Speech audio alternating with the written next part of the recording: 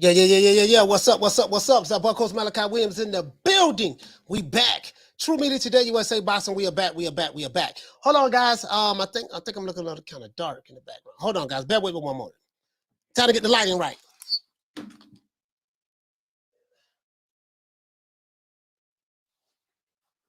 All right. I think we back now. I think we right now. Just had to make sure. Oh, getting feedback, guys. Here, seeing like I'm getting feedback. Guys, let me know if you can hear me. All right, there we go. That's a little bit better. Let me know if you can hear me. Matter of fact, let me turn this light on up a little bit more. Hold on, guys. All right, turn this ring light on a little bit more. All right, that's a little bit better. Had to get the lighting right, man. Hey, man, salute to everybody, man. We got a fight coming up tomorrow night. Shout out to my sister, Food Revolution. You know what I mean? Salute to you, sis. Old Dirty Boxing, Charles Stevens. Man, sis, you know what, man? You got to hit me up and let me know what's going on. I dropped the, you know, we'll talk. Shout out to Old Dirty Boxing, G-Stack. West Side, throwing up the W. Salute to James Lee, man. Be more in the house, man. This on Tank Davis' cousin right here, man. This Tank Davis' cousin, James Lee. Shout out to James Lee, man. Salute to you, fam. Hey, I'm happy today, man. I got some young guns, you know. We got some young guns coming over here, man. The Robinson Boyz, man. We got the Robinson Boyz coming on, man. Two young fighters out of B-More. They're in the early stages of their career. They got Muhammad Robinson out of B-More. He's 4-0 right now. They have a fight coming up. I'm gonna let them talk about that. They will be on the show. And then we have his brother, Ibrahim Robinson, as well. He's 4-0 as well, right? One is on super lightweight, and the other one is welterweight. 6'2" and I think 6'2" and 5'10" and something of that sort. These some big young kids, you know what I mean? So I'm happy to have these guys, happy to have these young brothers on because they're coming out of Baltimore. Tank Davis fighting, he's out of Baltimore. You know what I mean? You know, the fight card, it is what it is. So we gonna see what's happening. Look like the brother trying to come on right now, but the feed is not good. Let me tell him, man, the device ain't picking up. So I don't know. You got to turn this camera on or something. Oh, let me text the brother right now. It's not. I can't see any. If you're watching the show, Sean, if you're watching the show, it can't. It's. I see you popped up, but it's not allowing me to let you in. It says there's no connection, no camera or something of that sort. Yeah, shout out to Musa. Let's give everybody that's here a round of applause.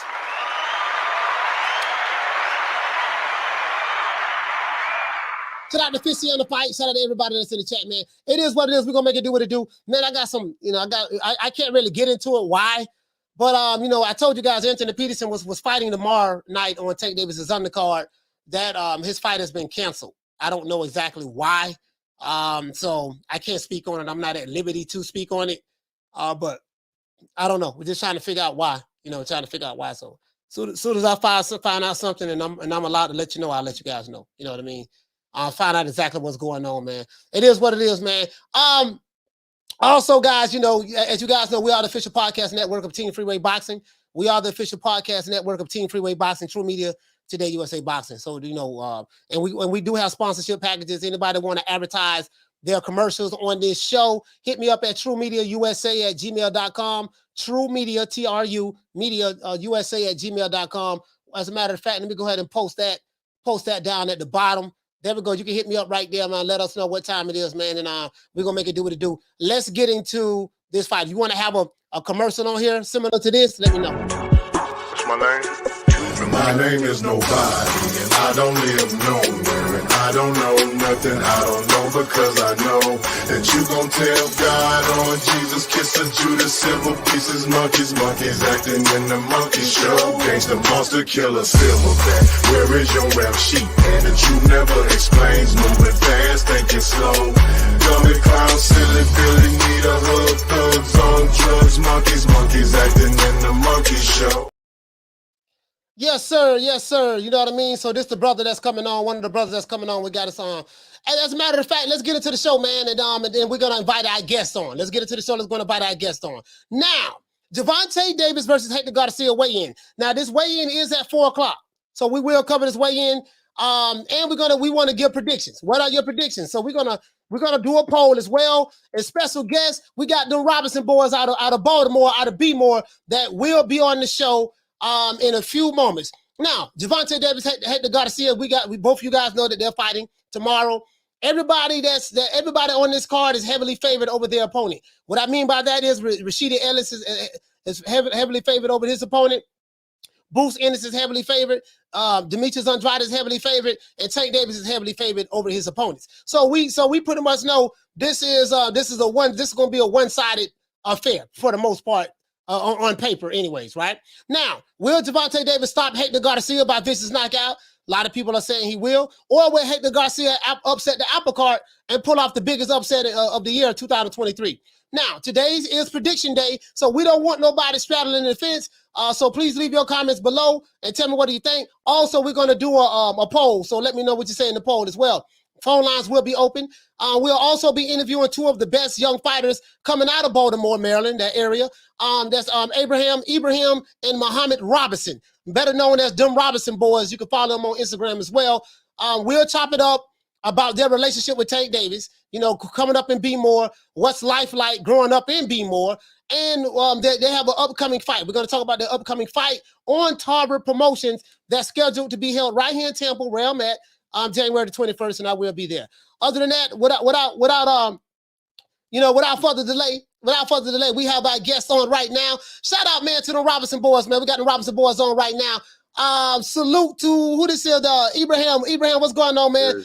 This brother, a round of applause.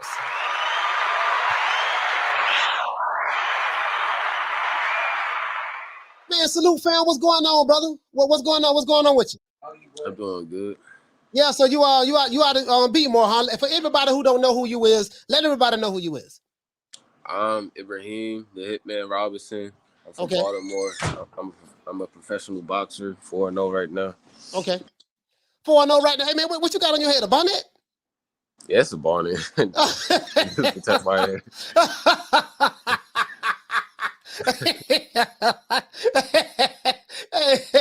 Hey, but check it out though, man. So 4-0. What's your weight division? I fight at 147. So you fight at 147. So you're welterweight. Yeah. So this is going to be your fifth fight. Basically, you're fighting. Let everybody know where's your fight going to be at, and what's the date and time and stuff like that. I have the flyer. I'm gonna promote it as well. The fight is going to be in Tampa, Florida. Mm-hmm. I'm not sure what time, but I know it's going to be on Saturday, and yeah, that's what it's going to be. So how did you get booked for this fight? It's January the 21st. How did you get booked for this fight? Like, how did you most likely our father put us on. Your father? Okay. Yeah. Hey, as a matter of fact, we got Sean Robinson on the phone on the line on the live as well. Shout out. Let's give him a round of applause as well. I think he having phone issues though. I think he's frozen right now. He's frozen right now. Your dad is frozen. I'm gonna kick him out, have him come back in. So right now you're gonna fight Saturday. You and your brother, right, Muhammad? Yep, me and Muhammad. All right. I got Muhammad right next to me. Oh, okay, Muhammad, what's going on, brother, man? Salute, man. We got to get both y'all on the phone. We got to get both y'all, man. We got the people here, man. Because we do this for the people, by the people, other people, because we come from the people. We represent the people, so we love the people, and the people love you, so we got to represent for the people. Now, you guys have a fight coming up on the 21st. Have you had an opportunity to study your opponent, or does it matter to you? Well, I do have I haven't studied him yet because I've been focused. I've been focusing on training and stuff, but when I get the time to sit down and study him, I will. It really isn't a big deal to me. Okay, so you 4. So again, right now you 4-0. Both of you guys are 4-0. Muhammad, yep. You 4-0 too? 4-0. Yep. Man, so y'all some big dudes, man. What's your height? I'm around. I say I'm around like 5'10". You 5'10", and you fight at what? 135? I fight at 140. Oh, you fight at 140. So you junior welterweight. You junior welterweight, and your brother Ibrahim is he's welterweight. Yep. Junior welterweight. Yeah, man, coach, and you 6'2". Coach Sean, what's going on, brother? Hey, what's up, man? Sorry for the delay. I was having no technical difficulties. Yeah, it's no problem. It is what it is. It is what it is, man. You know, we gonna make it work either way it go. I'm excited to have you guys on, man. You come from the B-More area. Tank Davis is fighting tomorrow night. B-More. They got the weigh in at 4 o'clock, and I just think that I scheduled it for this day because I wanted to come in on the tail end of, you know, right before Tank have his fight. So, explain to me, how did you get your how did you get your sons in boxing, Sean? It was a transition from martial arts. They did martial arts for about 2.5 years in York, Pennsylvania, under Matt Trimmer. And then it was introduced to him by a buddy of mine named Antoine Dorm. He had a little after school program. And after this, they was around 7 years old. So after a while, when he started coming to the school, and I was like, okay, let me try this out. You know, he brought little boxing gloves and stuff like that. Then he had little exhibitions and stuff, and I saw how good they were. And I was like, okay, I like this, because they was already kind of like prepped into the tournaments. They already was going to the dojo for training, and Trimmer really wasn't no joke with them, man. He had them in their discipline, doing a lot of good martial art techniques. The whole dojo perspective, you know, gave a lot of respect to the whole martial arts. So they was already learning how to deal with society and in general. Martial arts taught them a lot of discipline. So when boxing got introduced to them, it was really a hard transition because they was already taught with the fundamentals. So once we moved from York, Pennsylvania to back to Baltimore around 2011, I decided to just look for a boxing gym. And then after that, that was history. You know, I got them into Omar boxing, and then after that, we went to Upton for a little bit. All right, Ibrahim, your camera, like, we can't even see your face. We can't.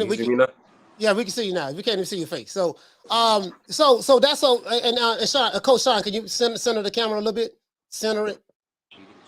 Yeah, that's it. Yeah. Look, yeah. That you good. So, what are some of the gyms that you worked out in Baltimore? When you went to Baltimore, do you work out at Coach Calvin Ford's gym? Are you asking me or my sons? No, I'm asking you, Coach. Okay. Yeah, we worked. We started out at Umar Boxing for about a year and a half, and then after that, we transitioned over there to Calvin's gym.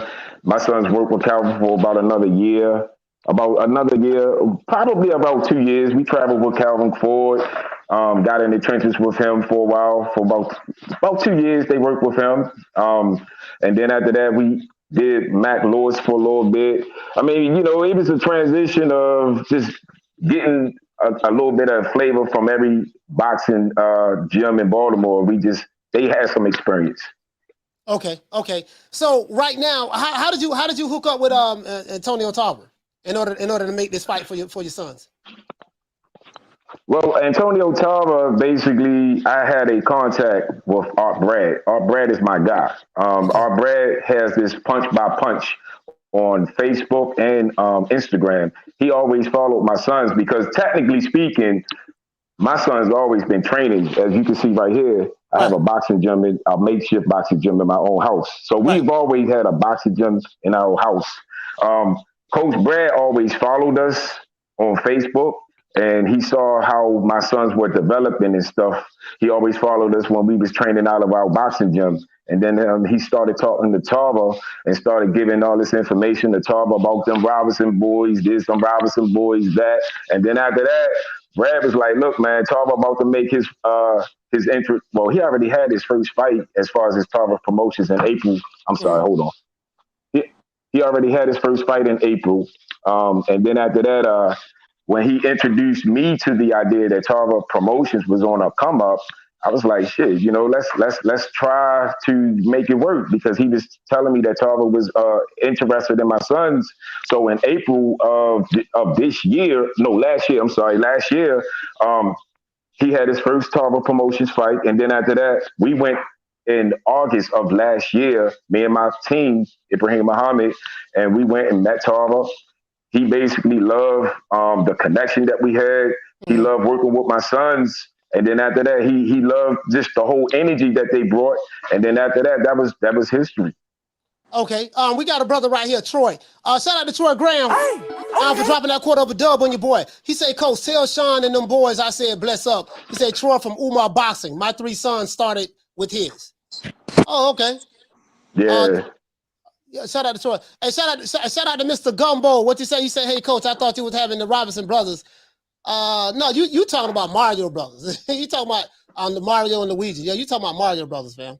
Yeah, but the Robinson brothers, man, they're out of Baltimore. So, what are some of the styles that you teach her? Because I don't have Ken Austin on the show. His father says that he taught his son several different things, the 5 different styles of boxing, stuff like that. What are some of the styles that you're teaching your boys? Or what are some of the things that you've been implementing in their arsenal so far? I mean, first and foremost, fundamentals of the jab. Ibrahim, like he was saying, he's 147. He's 6'2". So he needs to basically, perfect that jab. Being able to fight southpaw. Ibrahim is also blessed to be able to have developed that understanding. Being able to go to the body, of course. Muhammad, he's around 5'10". He's like a what you call a Holyfield type. Everybody look at him. He around 5'10", close to 5'11". They think that he played football because of his cut. More so with him, body. Because Muhammad hits hard. Muhammad has a lot of power. You might not think that he has power now, but he was only. I'm gonna give you just a brief history. When he turned pro, he was only 18 years old. Last year in December, that was him and Ibrahim's first fight. He was still in high school. He had 4 fights before he graduated out of high school last year. He graduated in June of last year, and he was already 4-0, fighting at 140, close to 147, fighting against older guys around 30-something years old. And these guys wasn't really layover, what they call. What you call those guys where you just bring them to the fight and they just you get knocked out, whatever. But they were some tough fights for them. So the styles that they are learning basically is just the fundamentals of boxing. You know what I mean? I can't really, because they already have developed over the years. They have a very in-depth amateur pedigree. They've been in a lot of national championships. Tournaments. They've been ranked before all throughout their amateur pedigree. So they already learned the basics. Now it's just more so sharpening up what they already have. And I'm going to let also Tarver sprinkle his magic on them too, because, he's been already in the ring. He already knows a whole lot too. So I have never fought before. So the only thing that I can do is continue to learn, to continue to observe, and continue to see, where their faults are and perfect their craft in that area. And those areas. That's amazing you said that, because I was just going to ask you what is their amateur background. And you just answered that question. So they do come from a hell of a boxing pedigree. And you guys came up in Baltimore, Ibrahim. So tell me what was it? What is it like you being in the gyms in Baltimore? Do you get any good sparring in? I mean, yeah, we do get good sparring from Baltimore, but we travel a lot too. We go to different states and get some good sparring there too. And we go to Upton. We go to Upton sometimes. And we just went to Mac Lewis not so long ago to get some sparring over there. Yeah, so the sparring is pretty good. So who are some of the people you sparred thus far? Some of the fighters. Any that we know of or no? Yeah, I sparred Trayvon. I sparred Deshaun from Mac Lewis. I sparred a couple of people from Upton. I can't remember their names. But, okay. Yeah, I can give you. Can I share something with you? I mean, can I answer that also? Yes, sir. Okay, he then sparred Trayvon Marshall. He sparred Muhammad sparred Lil Vito. That's about to fight on Tank's card tomorrow. He sparred Ray John Chance. Ibrahim sparred Ray John Chance before when we went to New Jersey. He sparred Jalil Hackett. Yeah, Muhammad. He sparred Ray John Chance too. Ibrahim sparred before Jalil Hackett. I mean, they've been in the trenches with a whole lot of good fighters. We looking to spar Jahi Tucker. That's another guy that we respect. I've been in communication with Jahi Tucker, so we looking to get some rounds in with him soon. Okay, that's good. So what is your arm reach, Muhammad? What's your arm reach? I'm not sure what my arm reach is right now, but I'm pretty sure. I say my arms are pretty short to medium size. Like I don't think I have very long arms, so that's why I feel like I'm that type of fighter who has to, like, if I fight a taller fighter than me, I'm gonna have to really try to work on getting the inside. Because I see my arms kind of short. So why boxing? Like, why, boxing, they say boxing is a poor man's sport. Like, why boxing? Like, why, out of all the things that you can do, Muhammad, that you probably wanted to do, what you can do in life, why did you choose boxing? Well, when I was younger, I followed first habits in karate, and then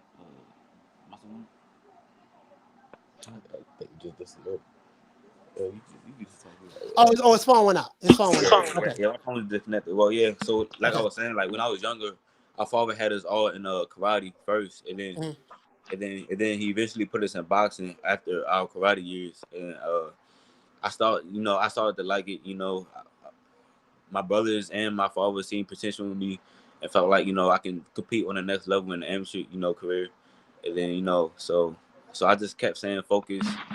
I mean, I could have joined football, school football and all, but I just stuck with boxing. And by the time I got to in the middle years of middle school and then high school, I just felt like I could just take boxing to a whole new level and turn pro with it, because I just felt like boxing is just made for me anyway. Okay, so you right now you're 4-0. How many fights do you plan on having this year? We actually plan on having like at least 3 to 4 fights a year, maybe even 5 if you can get it that far. But yeah, I say about like 4 fights a year. Okay, Coach Sean. I wanted to ask you. What I wanted to ask you was, okay, so are you guys independent? Are you would have a promotional team, or are you just doing this independently? Nah, we work Tarver Promotions. We work Tarver. Antonio Tarver is their promoter. Oh, so this is not a one fight thing. This is okay. No, we with Tarver. Oh, okay. Okay, great. So you guys have a plan how you want to build your career so far. They're really young in their career right now. Have you guys? I gotta ask you this. Since Tank fighting tomorrow, have you guys ever met Tank Davis? Yeah, of course. He's from Baltimore, so of course. Yeah. I took when I was younger. Yeah. So what you think about Tank fighting tomorrow? You think it's gonna be a cakewalk for him? Man, I just know he gonna come out with that ring with either a brutal knockout, or he's just gonna come out dominating it. I mean, I feel like he's gonna be a good fight, but I feel like Tank he gonna fight smarter in there, because that's what he's been doing. Like he's been using his head, so I feel like he's gonna get him out of there. Who are some of the any one of you guys can answer this? Who are some of the other coaches that you have worked with thus far? We work with Coach Calvin. He trained us a lot, and Coach Kenny from up in, we work with both of them. Yeah, we also work. Hey, Coach Maliki. Yes, sir. I don't mean to cut. I just want to just add on with Tank. When Tank was also on the come up when we was in Upton, Muhammad had a fight when he was an amateur. He fought this guy named Tyreek Williams, and it was a pro-am show at the Washington, D.C. Center. And no one from D.C. wanted to fight Tyreek Williams. They call Superman. His brother is Keyshawn Williams. I'm surprised. I thought he was on this card, but so Tyreek Williams was like the Superman in D.C. No amateurs, as far as the coaches wanted their amateur fighter to fight him. But Muhammad always fought the best. All my boys always fought the best without even with no hesitation at all. But Tank and Coach Calvin was the ones that drove us to that DC Pro-Am show, and Tank and Calvin was the ones that worked my son's corner. So that was the first time that Tank was even in the corner of my son's fight. You know, that was a classic because, and we got pictures and everything, and Tank wasn't even really at that high, you know, in terms of his career. He was just coming up. But, you know, I said that to say that that's how close we was able to be in the trenches. That Tank, I'm sure no amateur really can say that Tank was in that corner when they was fighting as a coach. Oh man, hey, that's amazing, there, man. You got the pictures and everything. That's amazing. What around what year this was? If you was to do a guesstimation. 2016. Ah, 2016. Yeah. Okay, that was like 7 years ago. Yep. Yeah, that was 7 years ago. So after this fight right here, I know you guys plan on becoming victorious. After this fight right here, what's I guess who does the matchmaking for you? Like how do you decide choose your opponents, or do you just leave that up to Antonio Tarver? Well, Tarver has a matchmaker, and the matchmaker basically gets in contact with me, and we basically, you know, look at the opponent who they're being matched up with. Prime example, Ibrahim has a real big fight on his hands this coming in 2 weeks. He's fighting a guy, Javier Morel. He's a Mexican, come forward, 5'10". His record is 5-2. He's not a layover. He's never been knocked out before. He always go to rounds. Ibrahim is 4-0, 4 knockouts. Ibrahim has yet to get past the first round. Of course, we don't expect this to always be, but it's an interesting matchup because Javier never been knocked out. He fought on the card of the BLK Prime card against Bubakar Sila. And Bubakar, he's around 6 feet tall, same size as almost. You was there. So you know what the guy I was talking about, the dark skinned guy that lost? Sir. Yes, sir. Yeah. So Ibrahim is fighting that guy, and Ibrahim has all right. So when you look at the round, when you go to box record, you'll see how many rounds they did and how many fights. Ibrahim 4 rounds, 4 knockouts.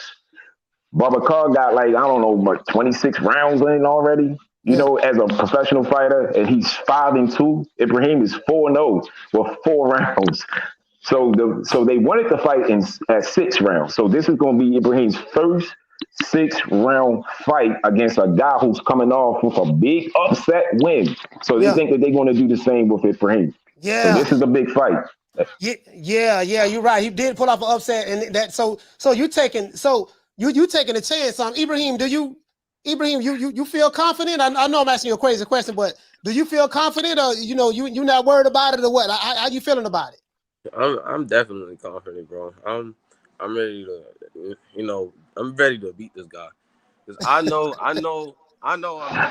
I know because I've been fighting a lot of good people, and I didn't fought a lot of people that's better than this guy, and I didn't fought a lot of people that's better than this guy too. So I know I'm just better. So I'm just. Yeah, man. That's what I'm talking about. That's what I'm talking about. You want all the smoke. That's what I'm talking about. Muhammad, what about you, fam? You got the fight coming up. Same fight card with your brother. How do you feel? How do you feel about your opponent? Do you know anything about him, or do you have any nervousness before you get in the ring, or what? Well, of course, we're human, so of course we're gonna have some sort of nervousness before we get in the ring. But I don't know that much about my fighter. I don't think he's really posting his boxing career and stuff on online like that. But all I know is that I've been training, and I'm definitely ready to get in there and just do my thing.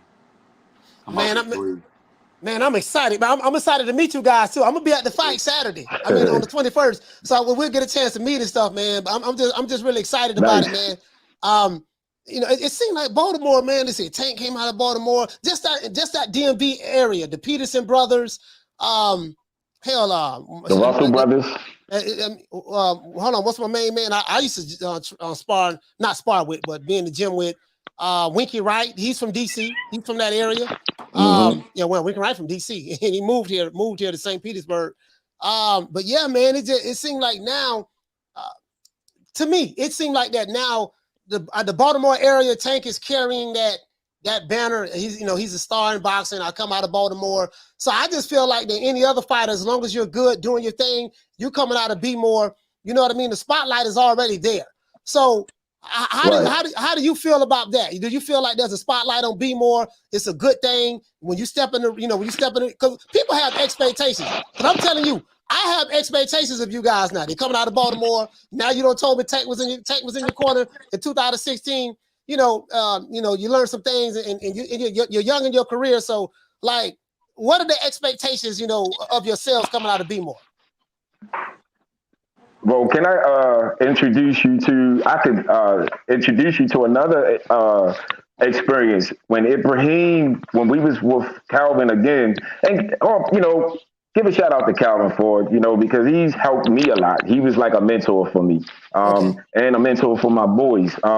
When Calvin one time, it was a fight in DC, and he had Ibrahim help put up the ring. And then this is a classic picture too. There was a shot where Ibrahim was on the corner. He was remember that picture, Ibrahim?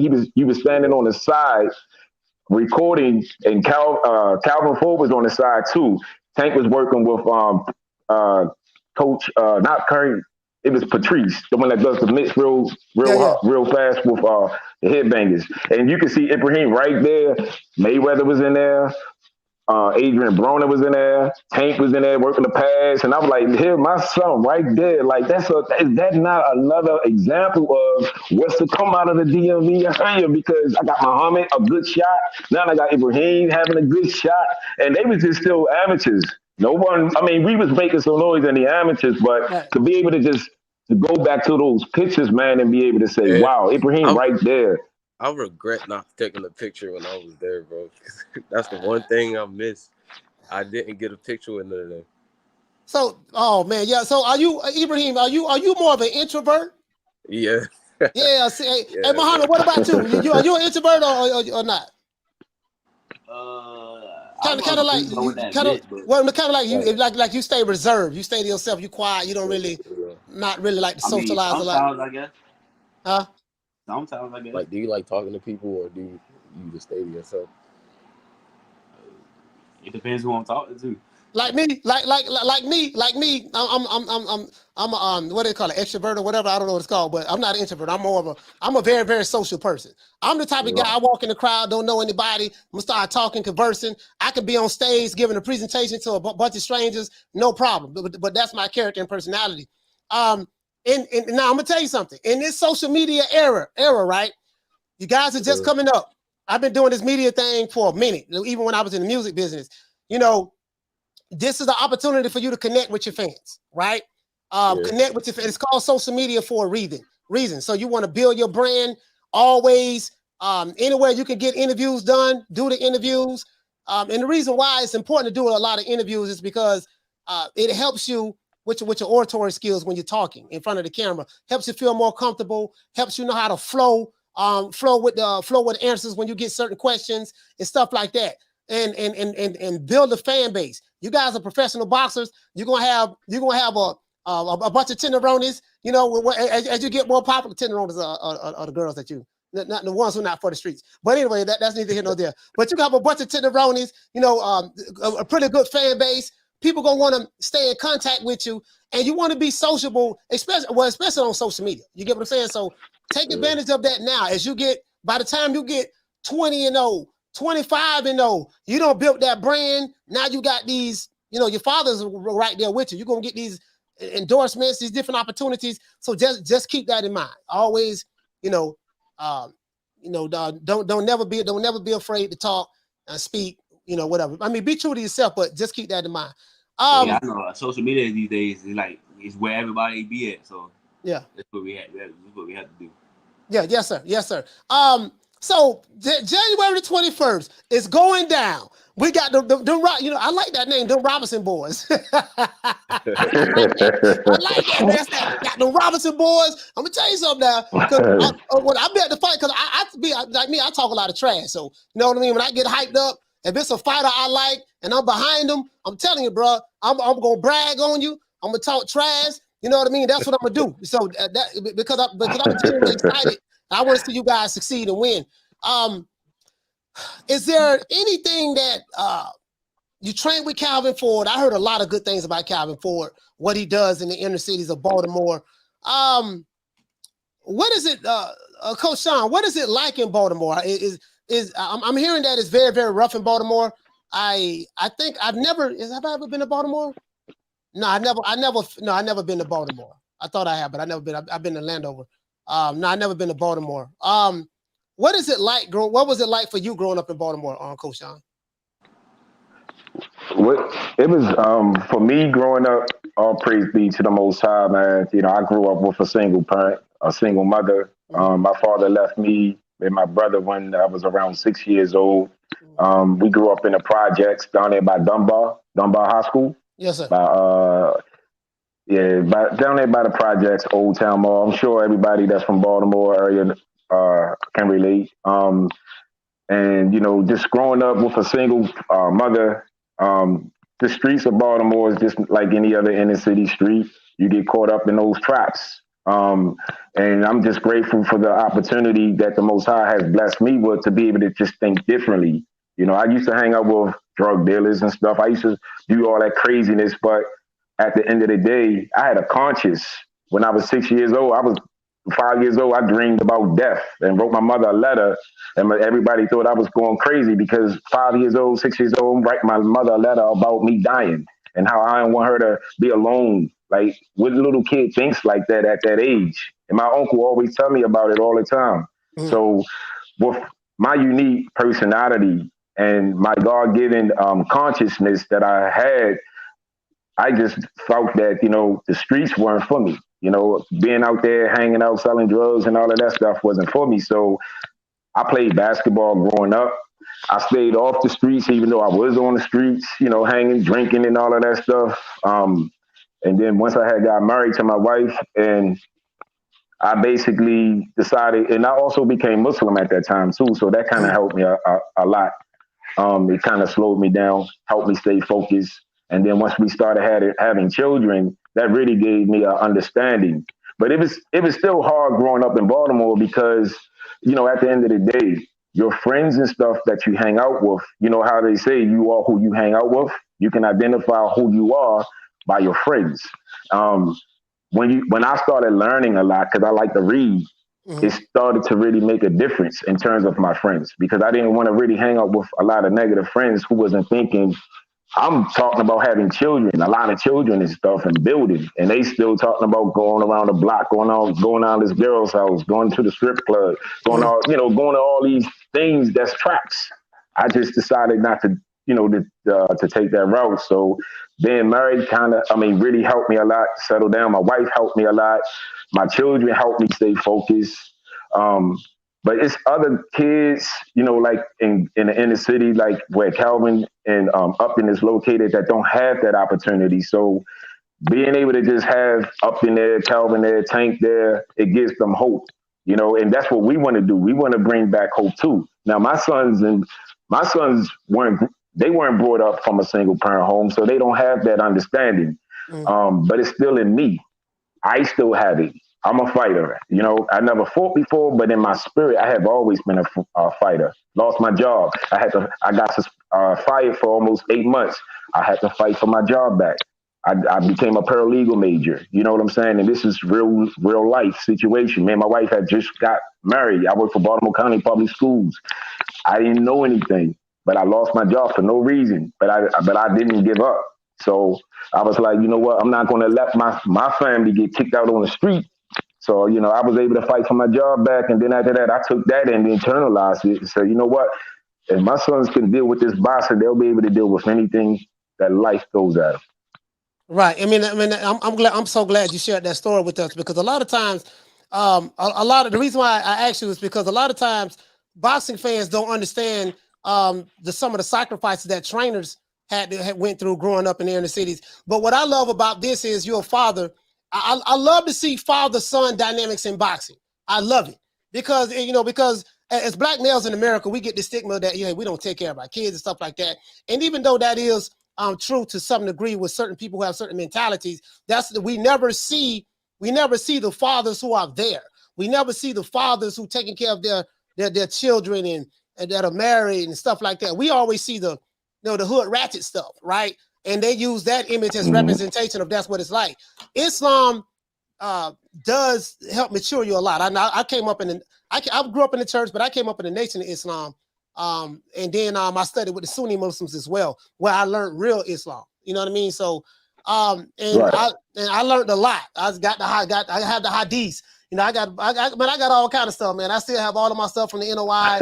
I still have the hadiths, the hadith. I have a lot of my prayers I learned in Arabic. I still have that.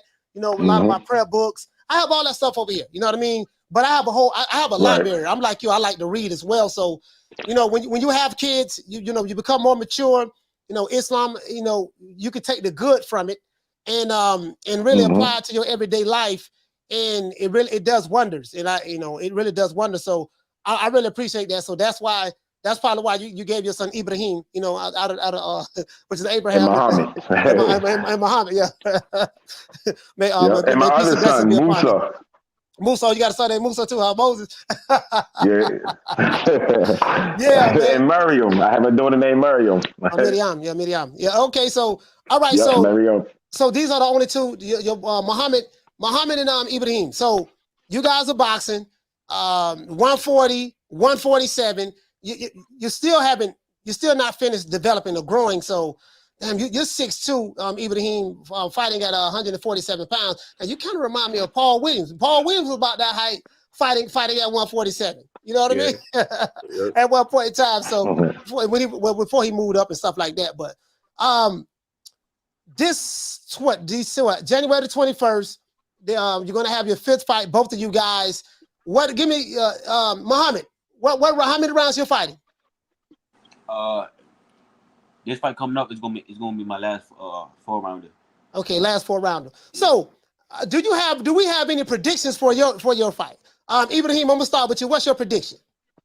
My prediction is I'm gonna win by TKO. By TKO? Can you give us a round? I might want to put a couple dollars on that. I'm just messing with you. Hey, Muhammad, what about you, brother? Well, what's your prediction?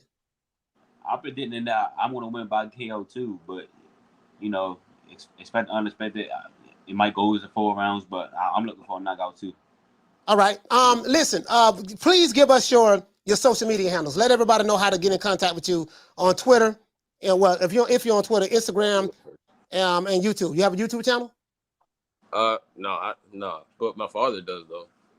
Okay, so your father handled all that. Yeah, definitely. Coach Sean, what is the YouTube channel? The YouTube channel is Dem Robinson Boyz TV. Okay. DEM Robinson Boyz. Okay. Yep. BOYZ, right? And then on Instagram, it's the same thing. Dem Robinson Boyz. Yeah, Instagram, TikTok too. We have a TikTok channel too. Okay. Dem Robinson Boyz. Yeah, listen, man. I'm gonna tell you that social media with the work. If like a lot of people who on social media, they don't use it right. But if you really use that social media right, and I'm gonna tell you guys something. Learn, understand how marketing works, because you are you're with a promoter, right? But you are in the independent contractors. Understand how marketing works, because you want to establish your brand in boxing. And you want to, because the brand can work for you in boxing and out of boxing. What I mean by that is you can build a following. You see what I'm saying? And you can get all kind of brand deals and all types of stuff. So don't just look at it from, I'm going to fight, I'm just going to go in the ring and fight and that's it. No, understand how to establish yourself, build your brand, connect with your fan base, reach out and touch them. You know what I mean? Be, we know where they can, where they can get in contact with you on social media and stuff like that. If you go live on Instagram, just let it be, I forgot the word I'm looking for, but you get what I'm saying. You just want to be accessible. That's what I'm looking for. Accessible to your fan base and stuff like that, because you got to think 4, 5, 6 years down the line. You know what I mean? When you're building that brand. Right. I want to say that we are with Title Boxing. One of the biggest manufacturing boxing manufacturers have been our sponsors for over 4 years now. We've been representing Title Boxing for almost 4.5 years. Like my sons, all 4 of them are their ambassadors. So, they'll give us stuff and they take photos. They did a photo shoot actually. They came down 2 years ago in our gym and did a whole photo shoot with my sons. Oh man, that's Title beautiful, boxing. man. Yep. That's beautiful, man. I can't, but I can't let you guys go without asking you this. What are your predictions for tomorrow night? Tank Davis is getting ready to have a weigh-in, and we're going to check that out. What is your prediction for tomorrow? As a matter of fact, not on the prediction, but you're going to have Speedy Rashidi Ellis on that card. You got Jerron Ennis on that card. You got Demetrius Andrade on that card. Then, of course, Tank Davis. Now, I don't know who the opponents are they're fighting, but all of them are heavily favored to win their fights. But as it relates to the main event, what are your predictions? Do you have a particular round, maybe between 8 and 10 or 7 and 9? Which round do you think Tank Davis, if there's a knockout, you think he'll get him out of it? I feel like Tank's going to get a knockout by either 7 or 8. 7 or 8. Because, Tank, he fills out his opponent, and, after the 6th round, he's all warmed up and stuff. So I feel like he's going to get him out of there by 7 or 8. It's amazing. Tank said between 8 and 10. So, hey, Muhammad, what about you? What's your prediction? Yeah, I'll give it 7 to 8 because it might take Tank a little, some time to figure out his opponent, his timing down. But I feel like it could end earlier too, because you already know that one punch can end the whole thing. But yeah. So I say 7 to 8 because then they both want to be a little, more exhausted. So and of course, Tank got some power. He got a lot of power. So that means that his opponent gonna have to watch out even more. I think 7 to 8 is gonna be it. All right, man. Well, listen, Coach Sean, I want to thank you so much. I'm very, very excited to have you and your sons on. I will be able to meet you guys January the 21st at the Frank Halter Fitness Center, or where the fight is being held at. It was an honor to really have you guys on, man. Coming out of Be More, you sharing your story with us, Coach Sean. I would love to have you back on. Is there any way I can probably get you guys back on after the fight? Oh yeah, anytime, man. I mean, we looking forward to it. We appreciate the opportunity. Just set it up. Since we'll see each other at the fight. So after the fight, after my boys win, and we take some pictures, we set the next interview up. Yes. What's your prediction? I forgot. What's your prediction for the fight tomorrow? You talking about for Tank's fight? Yes, sir. All of the fighters on the A side, 4-round knockouts. All of them. That's my prediction. All right, man. But listen, man. Shout out to the Robinson Boyz. You can follow the Robinson Boyz at Dem Robinson Boyz on Instagram. That's Dem DEM Robinson Boyz BOYZ. And you can follow them on YouTube as well as TikTok under the same moniker. Let's give these brothers a round of applause. Coach Sean, thank you so much. Ibrahim, thank you so much. Muhammad, thank you so much, brother, for taking the time out to come on the show today, man. Much love to y'all, and I see you guys January 21st. All right, appreciate it. Thank you, man. See you. Appreciate it. Yes, sir. Give him a round of applause. Give him a round of applause, man. Yeah, man. This is wonderful, man. Hey, you know what? Be More. Hey, matter of fact, let's give not only give Coach Sean a round of applause, but let's give Be More a round of applause, man. He's doing a wonderful job with his family, man.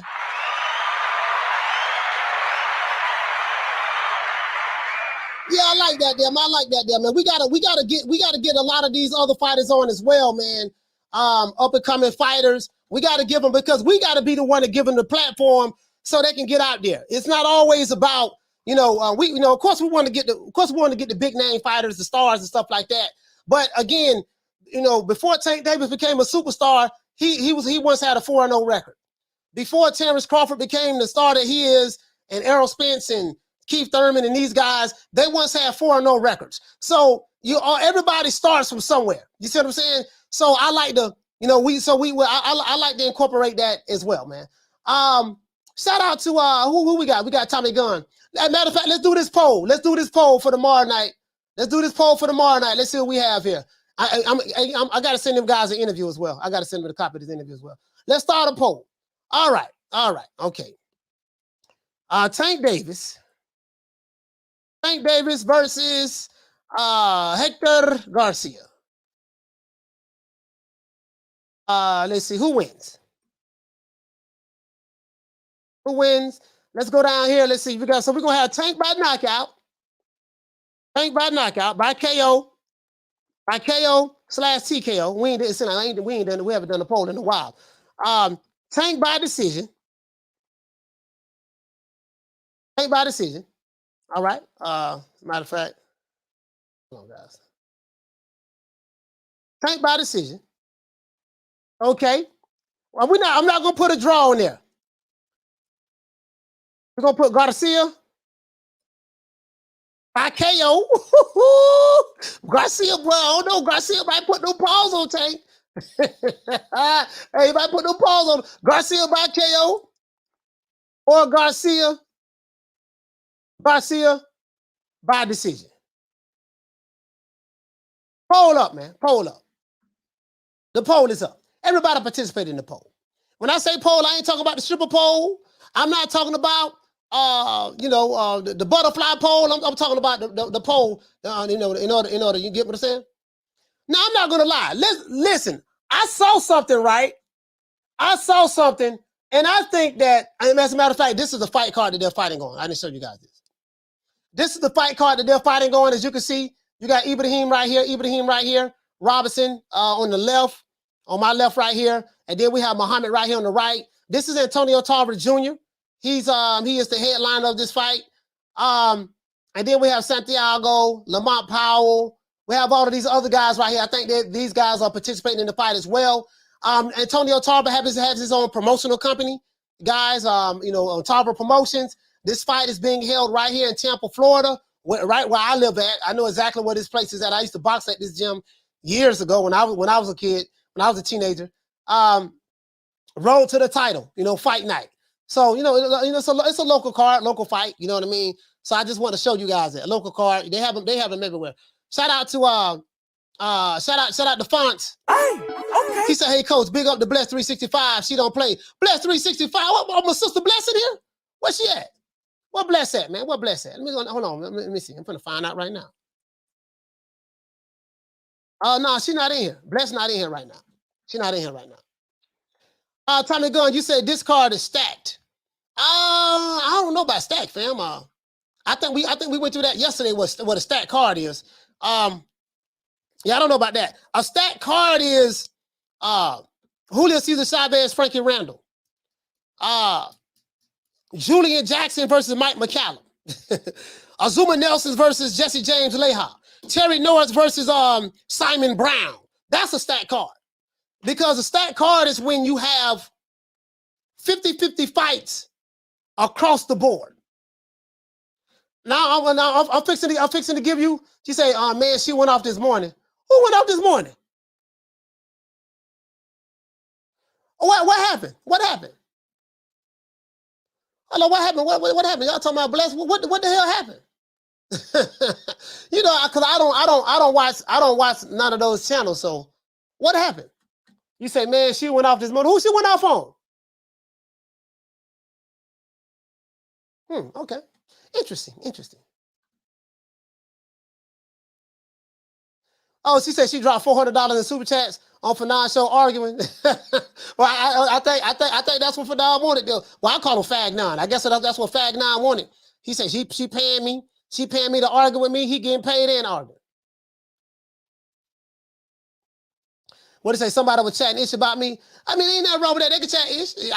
Listen, I talk a lot of shit, so I don't give a damn. They can talk about shit about me as they want. I don't care. I don't give a fuck. You know what I mean? It is what it is. But he said you could say that, but what other boxing events have this many big names on it? None.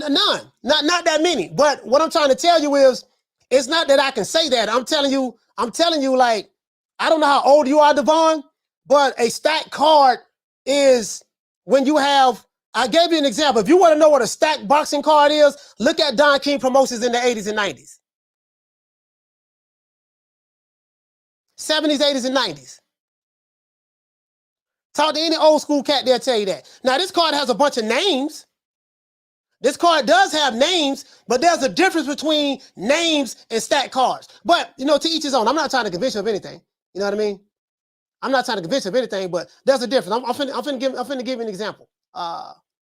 Let's see what the odds are in this fight. Let's see what the odds are. Let's see now. My prediction is, shit. I probably got Boots should stop this guy within 2-3 rounds.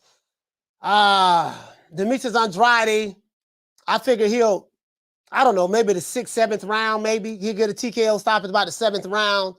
Rashidi Ellis. The thing is, I don't know any of these guys who they're fighting. I don't know any of them, so you know, I don't know them at all. So as a matter of fact, let's do this though. Let's do this. Hold on, guys. Let's look this up.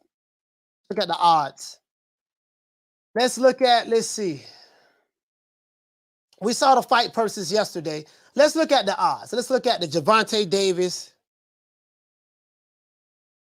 versus Hector Garcia. Hector Garcia.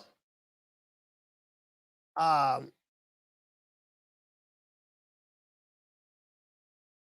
odds, okay.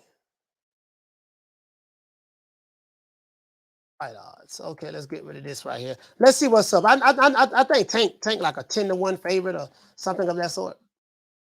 Something of that sort. It is. Odds and predictions. Okay, we're going to CBS Sports. Let's go to CBS Sports and see what they have on CBS Sports. I want to make sure, do they have... Okay, cool. We pulled it up. We got it right here. Now, we got it right here. Shout out to Bruce Gas in the building. Yeah, Bruce fighting a dude named Karen. He's literally fighting a Karen. I can't make this up. Let's go right here. Davis Garcia fight odds, right? Gervonta Davis is a minus 1,400 favorite to win. Jerron Ennis is a minus 4,000 favorite to win. Rashidi Ellis is a minus 625 favorite to win. And Demetrius Andrade is a minus 1,600 favorite to win. A stack card, and this was in 1993, somewhere up in there, 93, 94, somewhere around there. A stack card is Julio Cesar Chavez, Frankie Randall. That was a 50-50 fight. Stack cards are when you have when the fights are 50-50 across the board. You get what I'm saying? You know, Azuma Nelson and Jesse James, that right there is a stat card. That right there is two top fighters fighting each other. Literally, you don't know who's gonna win the fight. I really don't have to watch this fight because we automatically know who is going to win before they even step in the ring. These are names. Jerron Ennis has a name, but he ain't fought nobody yet. Gervonta Davis has a name. Rashidi Ellis has a name. Demetrius Andrade has a name, but I never heard of any of these guys. I heard of Hector. I have heard of Hector, but Karen, I ain't never heard of Karen. Romaine and Desmond Nicholson. I mean, I'm just saying. I just got to call it. I got to call it the way it is. So I advise you guys go do your research. Study any Don King fight. Study the Don King fight cards in the 80s and 90s. Study the Bob Arum, especially when he had to do joint promotion with Don King in the 80s and 90s. Even 70s, 80s, and 90s, study those cards and compare it to this and then come back and tell me what your answer is. True. So literally, if you pick Tank Davis to win by knockout, he's supposed to win. He's heavily favored. He's a minus 1,400 favorite. Can an upset happen? Of course it can. That's why they call them upsets, right? Jerron Ennis is fighting a dude named Karen. He's a minus 4,000 favorite. This dude plus 1,500. Hector plus 800. Romaine plus 450. This is the closest. This fight right here is the closest. This is the closest odds right here. But anyways, hold on. Let's see what's up. We got the weigh-in they should have a weigh-in right now, right? Let's see the weigh-in on. All right, there you go. They're showing the weigh-in right here, guys. They got the weigh. I can't. Hold on. God damn, I'm tripping. Boy, I am tripping. Boy, I can't show that, boy. Boy, they'll shut me down. They'll be like, oh, that nigga right here don't show. He illegally streaming our weigh-in. Well, I can't do that.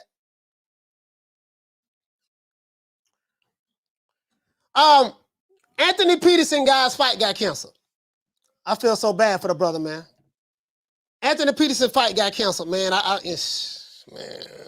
don't know what's up, man. West Side. He said, I'm betting the house on all the underdogs. He said he bet the house. West Side. West Side. You know what I mean?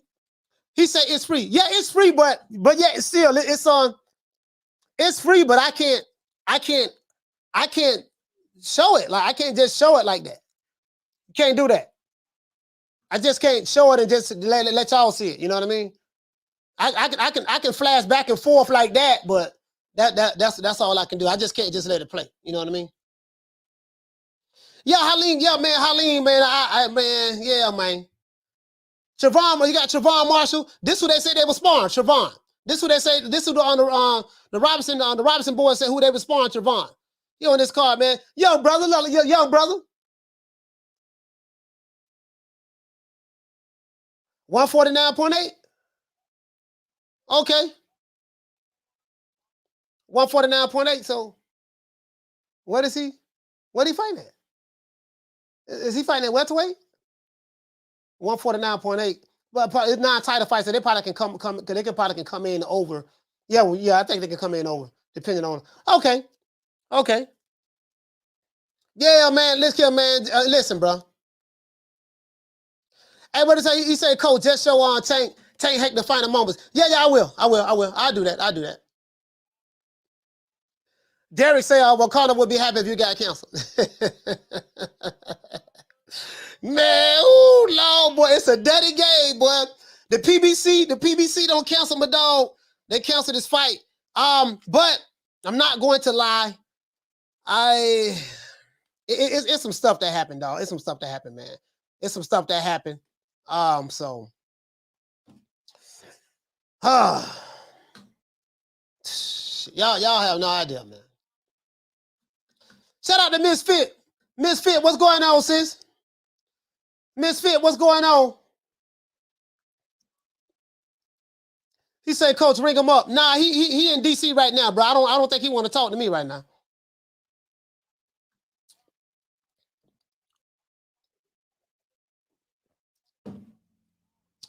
Ben Gunn, what'd you say? He say, yeah, yes, sir, I have. Yes, sir, everything trademark. 50 said, are you serious, Coach? I'm as serious as a heart attack. I'm dead ass serious. This fight got canceled today.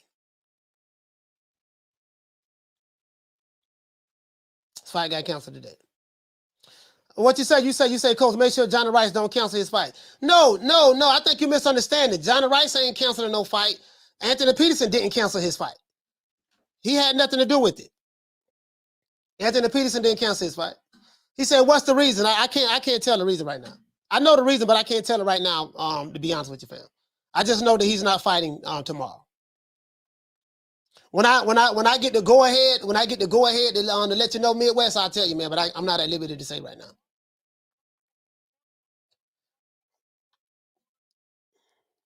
Yeah, man. He say anything new coming to the podcast setup? Yeah, in the future. Yeah, I got some things set up for the future. Like later on this year, I got quite a few things set up for the podcast. Absolutely, in the future. Right now we got the poll. He said, what round you got Tank in? Hey, Misfit, I got a poll. I just dropped the poll. So if you didn't vote in the poll right now. Let's see how many people we have voted so far.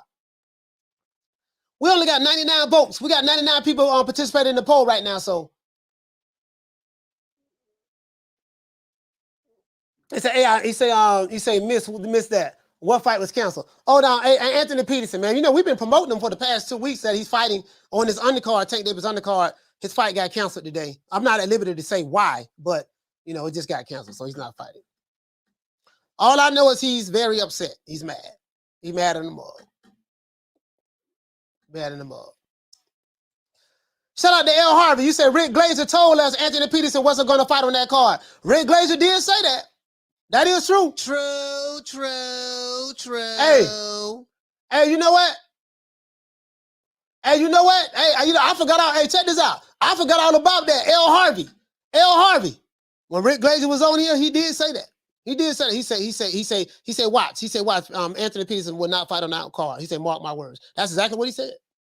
That's exactly what he said. Hey, we're gonna get Rick Glazer. We're gonna get Rick back on here, man. We gotta get Slick Rick back on here, man. Gotta get Slick Rick back on here, man. I'll give him a call. Shout out to Rick. What did you say? You say training hard for 6 to 8 weeks and didn't have no fight and didn't have the fight canceled. Gotta suck badly. Boy, Lord have mercy. Shout out to Tommy Gunn. You say, Coach, how good is Hector Garcia's resume and compared to Tank's, even though Tank has more wins than Hector does? I don't even know, man. I got to sit back and look at it.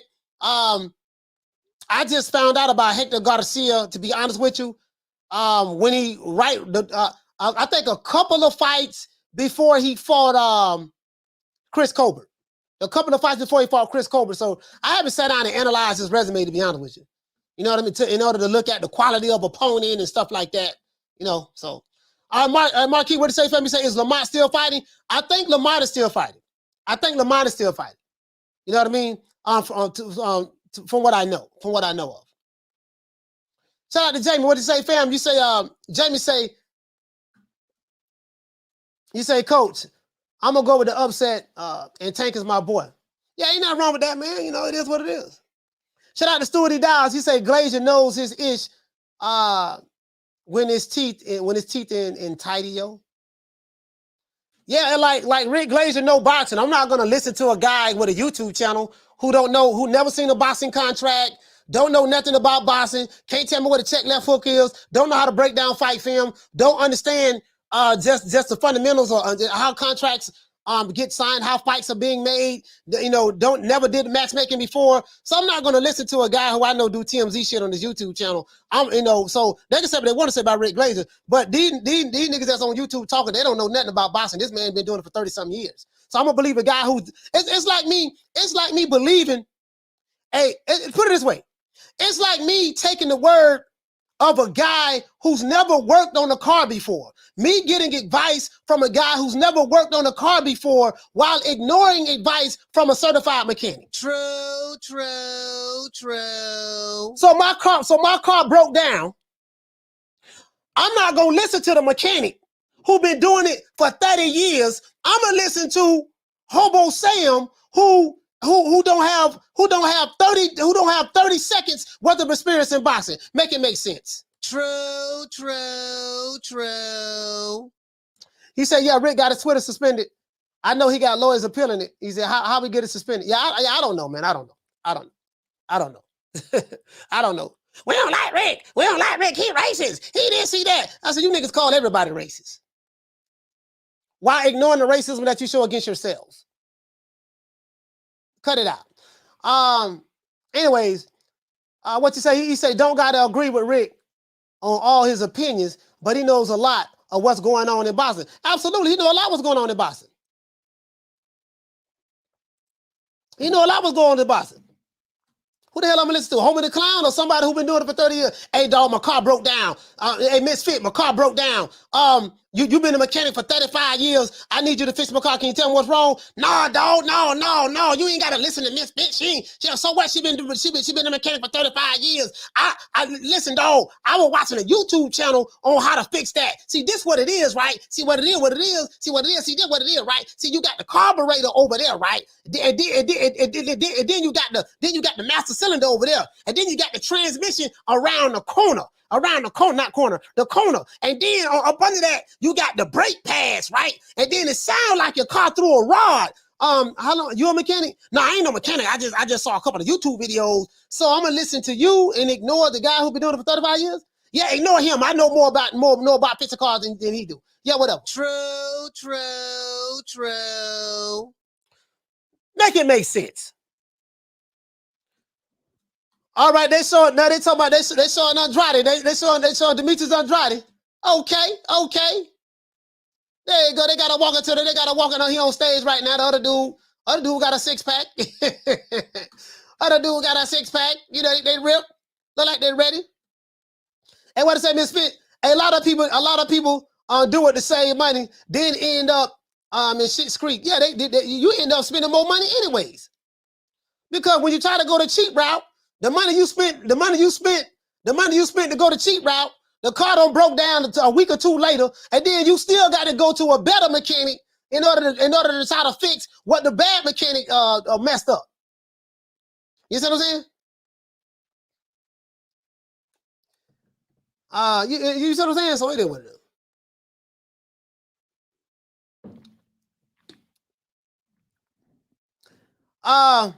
Shout out to AI. What did he say? He said, "What are the odds of Tank makes weight?"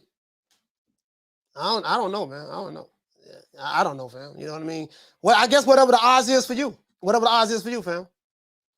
Shout out to Miss P. You said, I'm glad to be back now. I said I can make some money on these fights. Yeah. Now let's see. Andrade made weight. Both men made weight. Okay. Both men made weight. It looked like. Both men made weight. Everybody. I don't know why everybody. You know, I think the people who hate on Demetrius Andrade, they Canelo fans. The Canelo fans hate Andrade. I don't know why. Why the Canelo fans hate Andrade so much? Tommy Gunn, what you say? You say, Coach, thoughts on Jake Paul offering Tommy Fury $2.5 million to fight for the third time, and Fury fumbling the bag again. Yeah, Fury don't want to fight Jake Paul. He don't want to fight Jake Paul. That's all that is. Yeah, how many opportunities that you can get and you just keep fumbling the bag? That's all that is. He don't want to fight Jake Paul. No, look at Andrade. Andrade looking at him smiling. Hey, Demetrius Andrade, he's sitting there smiling like, yeah, I'm going to beat the brakes out of you, dog. Yeah, I'm going to beat the brakes. Both of them smiling. Yeah. Both of them smiling. Tom Brown. They go to white man, Tom Brown, who promoted all of the PBC fights. There you go. They go to white man, Tom Brown. Now, why am I making mockery? No, I am kind of making mockery a little bit. I'm going to tell you why. Because, you know, I like to throw this in these guys' face. You know, these revolutionaries. You know what I mean? Bang on Whitey. We got the bang on Whitey. You know, but guess what? You got two white men in the back. You got Tom Brown and Stephen Espinosa in the back. You got Tom Brown and Stephen Espinosa in the back. That's what you see right there. True. You know what I mean? Just call it the way I see it. Riddle me that, black man. Riddle me that, Batman. Riddle me that. Shout out to the Mike, the mobile mechanic. You said, I really want to see what Andrade got. You're going to find out tomorrow. And me and West Boston, he said, but they hate on BLK Prime. Ain't that something? How you pro-black? You hate the black channel. Woo, these niggas confused, boy. Woo, they confused, boy. Who got to leave who? Well, when I see them, I go the other way because I used to be just like them. For 25 years, I was just like them fools. Thank Lord. Thank the Lord I snapped out of that bullshit. West Side, he say, I got shooters, homie. Got shooters, huh? You got shooters, huh? Shout out to West Side. They're throwing up the W. West Side, what's up, baby? Lil Bop, Dop, Bop. G Code. Okay, let's see what's up over here, man. Okay, I don't know who the hell this is. So they showing Roman Flaco de Oro Villa. All right, they showing this guy. I guess this is who Speedy fighting. Rashida Ellis fighting. As a matter of fact, let's see. We got the odds right here. So Rashida Ellis is fighting the guy. Okay, he's a minus 625. Demetrius Andrade right here. So this is the main card weigh-in they showing right here. Demetrius Andrade, minus 1,600 favorite. Speedy Rashidi. Hey, Speedy Rashidi called. Listen, hold on. Yeah, Speedy Rashidi was sitting right next to the Boots. This same guy y'all say Killer Boots. He like, look, man, don't play with me. What's up? You know I want that smoke. I want to fight. Speedy Rashidi calling Boots out in his face right there on stage. Boots sitting there smiling and yada yada yada yada yada. Now, if it was any other fighter that you guys didn't like, y'all would say he ducking. So is Boots ducking Speedy Rashidi? Speedy Rashidi like, what's up? Speedy Rashidi like, what's up? What's happening? That's what Speedy Rashidi said, like, what's happening? You see what I'm saying? Boots look like he don't want none of that Speedy Rashidi folk smoke. He look like he don't want none of that Speedy Rashidi. Hey, shout out to Layton. Hey, okay. Dropping that quarter of a bam dub on your boy. Hey, Leroy. Super chat received. Playtime's over, boy. Jonathan, what to say, fam? Jonathan, what's up, fam? You say, let me remind everybody, Tank is not his own promoter. Nor did he put this card together like his fans say. Tom Brown and Samson Lokowitz on promoting. Yeah, pretty much. Shout out to Simon. Simon, what did you say? Simon, you say, Coach Al Heyman ever attend any of the shows or the fights? He used to. He used to attend when Floyd fought. Floyd fought. Vernon Forrester. Vernon Forrester. Yeah. He used to attend those fights back in the day. He used to attend those fights back in the day. You know what I mean? He did that. You know. I don't really go to the fights anymore. You know what I mean? So, but yeah, back in the day, Al Heyman used to. Yeah, Al Heyman definitely used to be on the. He definitely used to be on the. You know what I mean? Yeah, Rashida Ellis say he want that smoke. He said he want Boost Ennis. And the man, I saw an interview with his father, Bozy. He like, yeah, man, Rashida know what it is, man. You know, we gonna let that fight marinate and fight later on down the line. Okay, well, sure. Okay, that sounds like some ducking to me because when it's the fighter that you don't like, what they say online? Oh man, he ducking. What's the name? Called him out. He don't even want to fight him now. He talking about let it marinate later on down the line. You know, he ducking this, he ducking that. Okay, well, Rashida Ellis calling him out right there in his face. What y'all got to say about that? What he say? He said Boost dad said Rashida fight. He said will make more sense when both are on the top. Down the line. That's exactly what he said. Guess what? That's exactly what he said. So guess what? So you can say that. You can say that for any fighter that's on top right now. You can say that for Crawford. You can say that for Spence. They can say, well, look, man, right now this ain't making no sense. This dude ain't nobody. He fighting a dude named Karen. Who he fought? He ain't fought nobody right now. You know that don't even make no sense for the. So that go both ways. That go both ways. They showing Boots. They showing Boots right here. Boots fighting Karen. They got Karen stepping on the scale.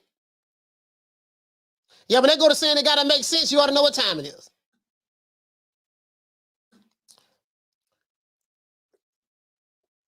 Yeah, all right, 146.2. He made that weight pretty good though. Karen made weight pretty good. 146. Okay, he made that weight pretty. He don't know weight drained or nothing. Damn, he a little bigger than 146. Damn, he stepped on the scale. He weighed 146. Damn, he look way bigger than that.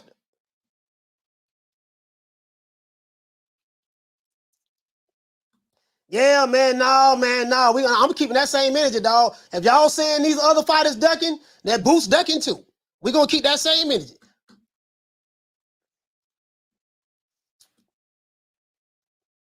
All right, there go Boost right there.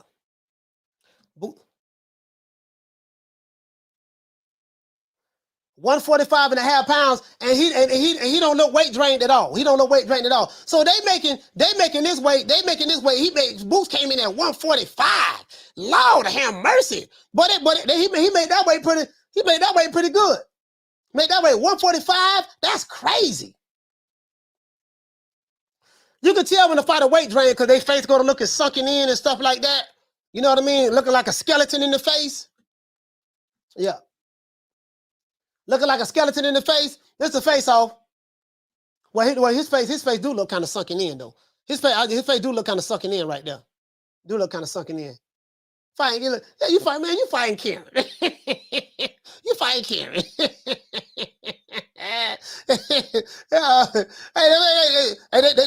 They say Karen got them paws now. That's what they say. They say Karen got them paws. Hey. He said how the fuck Boost ducking. He sent that man the contract and hats in case Rashidi. I don't know nothing about no contract. All I know is Rashidi called him out on stage and his dad talking about they ain't doing no fighting right now. That's gonna happen later on down the line when it makes sense. So I'm keeping that same energy. The nigga ducking. True. If it was a fighter that you didn't like, y'all would say he ducking. If it was Crawford, if it was Tank Davis, if it was any of those other fighters that you don't like, that's what y'all would say. So I'm gonna take what y'all say and flip it, and that's what I'm saying. The nigga ducking. Until he fight dog on Rashidi, until he fights Peter Rashidi. Hey, all right, AK. Hey, Big J, what he say? He said all that down the line. See, listen, all that down the line is being. See, listen, they argue both sides of the coin. When it's a fighter that they don't like, that they're decking. What's the name? Been calling them out. He saying they're gonna fight later on down the line. It gotta make sense. He decking. And then when it comes to a fighter that they like, and that fighter use that same language to justify not fighting another fighter, oh man, that's different. Yeah, I know it's different. It's different because it's a fighter that you don't like versus the fighter who you do like. I get it. I get your logic, but you know, it's Wakanda logic, but you know, it is. I get it. I get it. So, yep. That's my that's what I say. That's what I say, and that's that.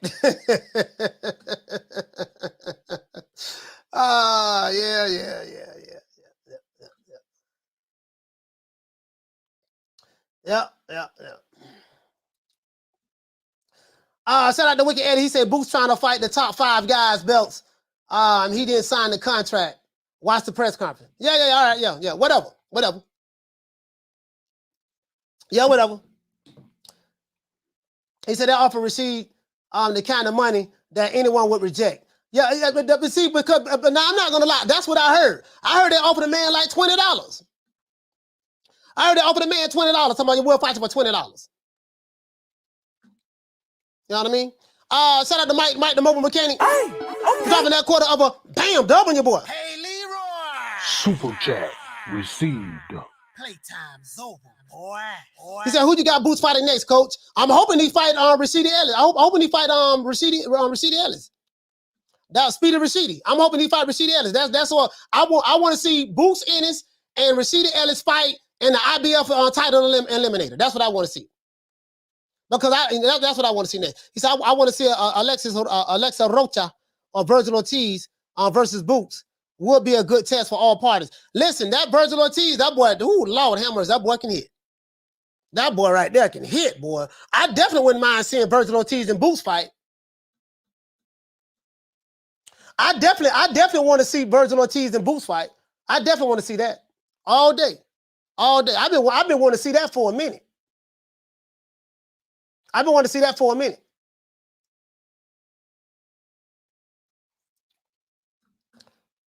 So they showing Tank right now. Tank on the scale. All right. See what he weigh. His face don't look sunk in. Okay, 134 pounds even. And he look like he made the weight good too. Tank face don't look sunk in. His face don't look sunk in. He made 135. He made 134.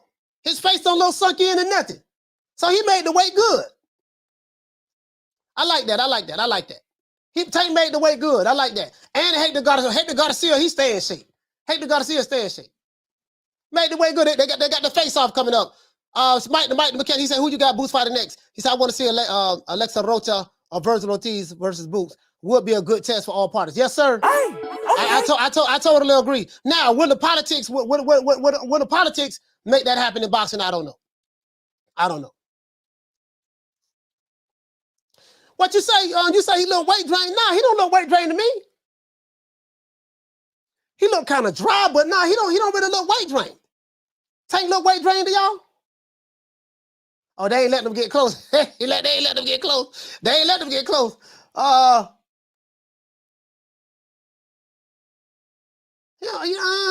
trying to see if his face sunken in or not. You know what though? Nah. Oh, you know what? Yeah, you might be right, dog. You might be. Do Tank look weight? Like, look at Hector Garcia. Look at his face. Do Tank look weight drained to y'all? You know, cause I mean he don't look like how Devin Haney be looking. You know how Devin Haney look like goddamn Skeletor on He-Man. You know, y'all remember Skeletor on He-Man? That's how Devin Haney be looking. He don't look like that. Hey, Keenum, did he look weight drained to you? Jamie, what you say? You said yeah? It's kind of hard for me to, you know, I think the angle that they showed it. Hey, what you say? Old Dirty Boxing, you say Tank eyes look empty. Yeah, now I did notice that. The eyes did look kind of empty a little bit, but the cheekbones are still kind of high. He look like his cheekbones is out a little bit more. I gotta look at that again. Shout out to Prince. What you say? You say he looked like he needs some water. That's it. Okay. Yeah, once he rehydrate. Hey, Marquis, what you say, fam? He said yes. He look weight drained. I gotta look at it again, fam. I gotta look at it again. Y'all probably right. I gotta look at it again. Cause I'm looking at his body. I'm looking at his body, right? And he came in he weighed 134. So I'm looking at his body. So his body looked good. His body looked good. You know what I'm saying? I really wasn't paying attention to his face. But people saying this in the chat right here. They say Tank look weight drained. They saying it in the chat.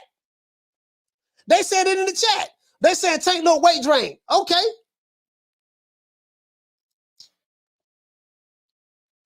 Yeah, some of the people saying it in the chat. Okay, so all right. I mean, he'll be all right. He'll be all right. You see, you know what I'm thinking? This is what I'm looking at. Hey, Marquis, this is what I'm looking at, fam. I'm looking at comparing it to Devin Haney. You know how Devin Haney looked. Devin Haney looked terrible, bro. I'm like, God damn. Remember when we had Bill Haney on here? And I asked him, I said, man, dog, look like he was, but Devin Haney looked like a damn Ethiopian from the 80s.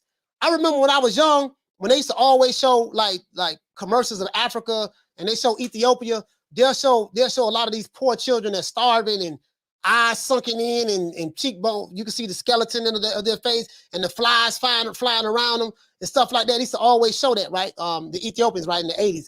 And when they show the commercials and stuff, and please donate what you can. And the kids ain't never received the money. They was collecting money from all over the world, country, keeping the money and stuff like that. Devin Haney looked just like that, dog. True. Devin Haney, listen, remember when I had Bill Haney on? I was like, bro, that man looked like a skeleton, man. Haney looked just like that, bro. Haney looked just like that. So I didn't see that from Tank, though. You get what I'm saying? I didn't see that from Tank. I didn't see that from Tank. And what to say, Ben, he say Tank's condition is the reason that Eubanks Sr. didn't want Junior to fight Ben. Okay. And what to say, Jeff, you say those Ethiopian commercials are always on TV in the 80s. Yeah, in the 80s, yeah, absolutely. Absolutely. Jeff, you remember those commercials? Shout out to Jamie Vasquez. He said Haney looked like Michael Jackson on Thriller. Yeah, he did. Exactly. He did look like Michael Jackson on Thriller. He did, fam. Absolutely.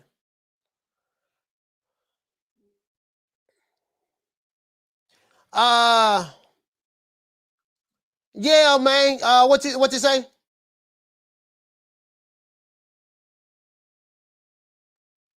And what did you say, Jamario? What Jamario said? He said, Rick Timms, you a clown, bro. You got all that started with Bless and Fanon by telling Fanon, coach called him Fagnon. What the nigga don't call him Fagnon. That's what he is, Fagnon. I don't give a fuck. That nigga named Fagnon. That's what I call him. Shout out to Nick. What you say, Nick? You say his cheeks look off because of that patchy taco meat on his face. Oh, you talking about the see that's what kind of threw me off because he got the beard. He got the beard. Hey, you know what? Hey, Bless. I mean Nick. He got the beard, right? So that kind of threw me off. Threw me for a loop though. Shout out to Rick. Rick, what you say, Rick? I don't know what happened. He said that's a damn lie. Get off of my nizzards. That's what Rick said. I don't know what happened. I don't know what went on, man. I don't know what went on, man. Anyway. Yeah, man. Hey, shout out to the boxing sign. He say coach calls him by his real name. Hey,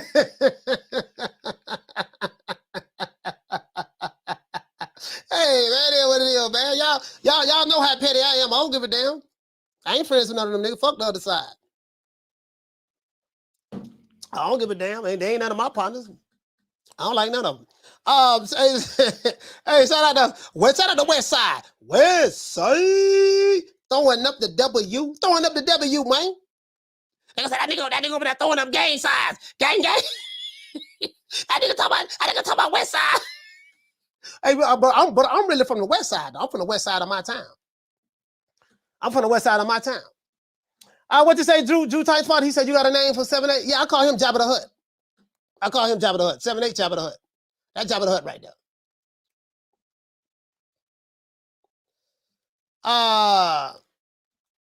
Shout out to AI. He said real Mexican tacos aren't made with ground beef. That's some USA Taco Bell nasty stuff. Oh, okay. Hey, I didn't know that. I didn't know. So you saying the Mexican tacos not made with ground beef? What is made with? What is made with? What the real Mexican tacos made with? AI, please, inquiring minds want to know. Oh, it's made with steak. Oh, Dirty Boxer says made with steak. Oh, okay. Oh, okay. All right. Yeah. Yeah. Okay. Yeah. Yeah. Okay.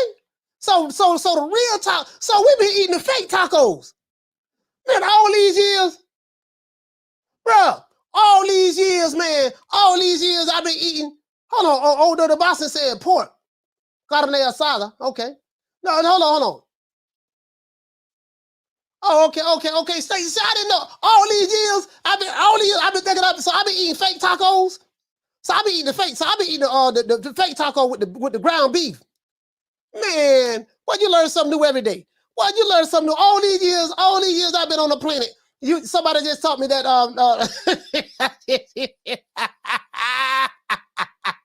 He's like, damn, Coach. I thought Coach spent time in LA. Yeah. He said that's where you find them real tacos. Yeah, but no, I'm not really a taco eater though.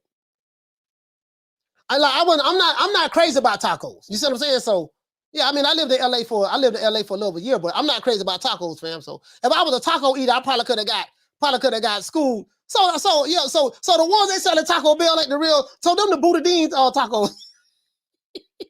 They got the Buddha Dean. They got the Buddha Dean. They got the Buddha Dean taco. Buddha Dean mean fake. In Tampa, we in Florida we say Buddha Dean. Buddha Dean mean fake.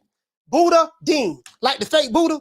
Like you got Buddha, right? And then you got Buddha Dean. Once you put the Dean at the end of it, that means it's fake. It looked like the real Buddha, but really it's Buddha Dean. It's the fake Buddha. You get what I'm saying?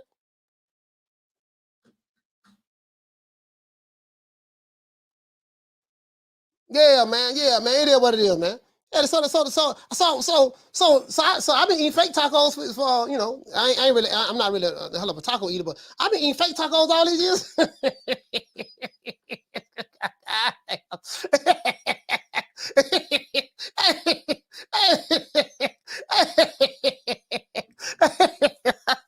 These fake ass, he got them fake ass taco. Listen, hey, he got them fake ass. He got fake ass tacos I be eating.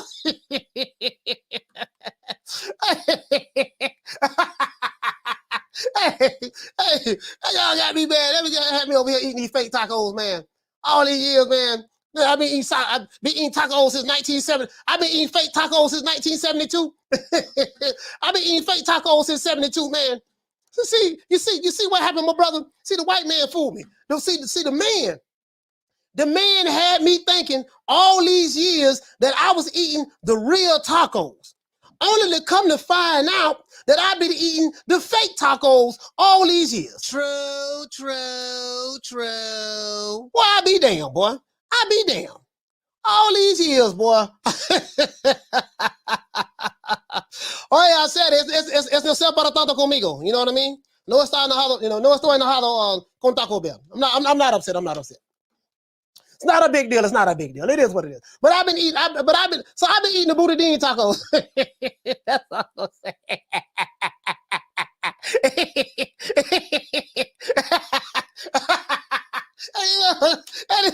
Hey, you know what? We gonna pull up. We got to pull up now. As a matter of fact, this is a call to pull up. I'm finna get on the phone, call the goons, call the boys. We pulling up. We finna pull up. Hey, we finna pull up right now. That's it. We pulling up, dog. We ain't playing, dog. We pulling up on Taco Bell. We shutting them down. Look here, man. Y'all got to set that down, man. Hey, what he say? He said, LDBC, we say the white man gave you those fake tacos, my brother. You see what it is, my brother? My brother. See, all this time, my brother, you've been eating the fake tacos. See, the Mexicans have the real tacos, my brother. Tacos are served with steak. The white man gave you tacos with ground beef. You see the difference, my brother? It looked like a taco. It smells like a taco, but it's really not a taco. It's really a flaco. See, the Mexicans, brother, they got the real tacos. In America, we don't eat tacos, we eat flacos. True, true, true. So I been eating flacos all this time? I know I'm gonna get this money.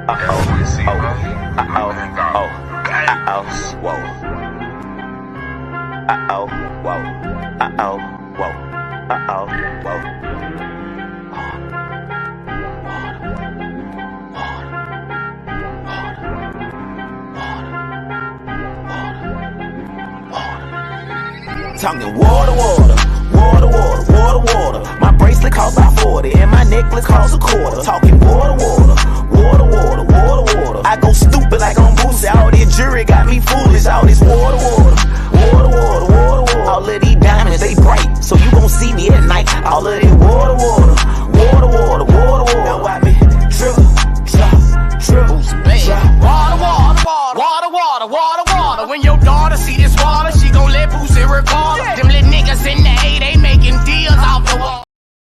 Yeah, man, I been eating flacos. I been eating flacos. The flacos, been eating flacos, man, all the time, man. Now I know what time it is. Now I know what time it is, man. Now I know what time it is. Hey, good looking out. Who that was that put me up on game? Who that was that put me up on game in the chat, man? Whoever that was, I forgot. Whoever put me up on game, let me know I've been eating these fake tacos. Hey, good looking out, dog. Good looking out, fam. Good looking out. Good looking out. Now, let's see what we got. Let's see what we got on the poll. Let's see what we got on the poll. The poll, we're gonna end the poll. Let's see how many people we got voted. All right, 188 people don't vote it. 188 people don't vote it. We're gonna end the poll right now. So 70% say they got Tank winning by KO or TKO. 15% say they have Tank winning by decision. 8% say they have Hector Garcia winning by KO or TKO. And 7% say they got Big Heck winning by decision. I'm gonna let y'all see that. I'm gonna let y'all see that there. That's the poll right there, guys. That's the poll right there. Hey, what is it? She said, okay, I'm gonna take a stab at it and say water means money. Hey, man, it is what it is, man. It is what it is, man. Hey, you know what? Hey, Juggernaut, what he say? He said the unofficial weigh-in song. You know what? That song kind of grew on me now. I'm like, okay, yeah, we gotta see it, you know. Yeah, man, shit, you feel me? Hey, that song kind of grew on me too, man. Anybody want to get their commercial put on the show? Y'all hit me up, man, at TRUMedia USA and TRUMediaUSA boxing at gmail.com. TRUMediaUSA boxing at gmail.com. Y'all hit us up, man. We got sponsorship packages as well. Everybody say Keena say Tank gonna fold this dude up bad, man. He said Hector looked shook when Tank tried to snatch him up. But this the thing though, Keena. This the thing though. If he fold him up, that I mean, you get what I'm saying? Is that gonna be something to brag about? Like everybody predicting that he's gonna fold him up, and he's a minus. Like, look at the odds. Shout out to Miss P. You say, Coach, what round you got Tank in? Round 9 to 10. Round 9 to 10. You know what I mean? So I want y'all to look at these odds though. Let's look at these odds. Look at these odds. Again, he's a minus 1,400 favorite. Hector Garcia is a plus 800. If Tank fold him up, I mean, you get what I'm saying? You feel me? That's like saying Jerron Ennis gonna fold up Karen. Jerron Ennis fighting a dude named Karen. He gonna fold him up. I'm like, duh. You get what I'm saying? Like, he's fighting Kieran. This dude is a plus 1,500 underdog, and he's a minus 4,000 favorite. He's fighting Kieran. You get what I'm saying? You feel me? So, you know, now, if it's a 50-50 fight, that's a whole nother ball game. You get what I'm saying? So, you know, if he fold him up, that's what he's supposed to do, fold him up. He's supposed to fold him up.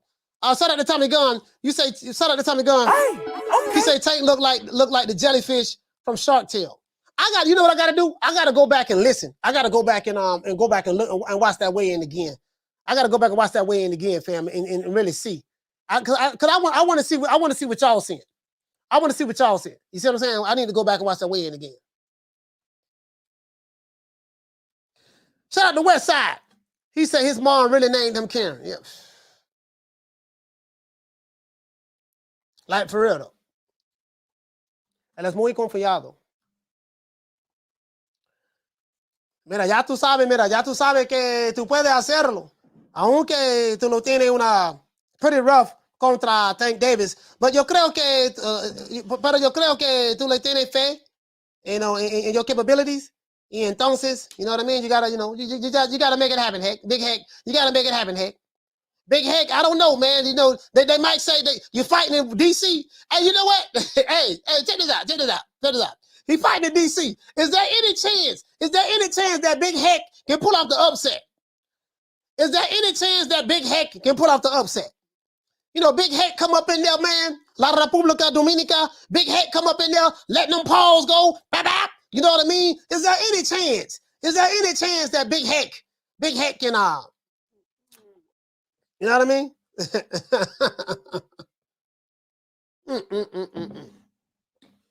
Yeah. Well, this shit right here is something else, boy. Well, this is something else, man. Yeah, it is what it is, man. It is what it is, man. Yeah, they got Big Heck, boy, Big Heck coming down the mountain.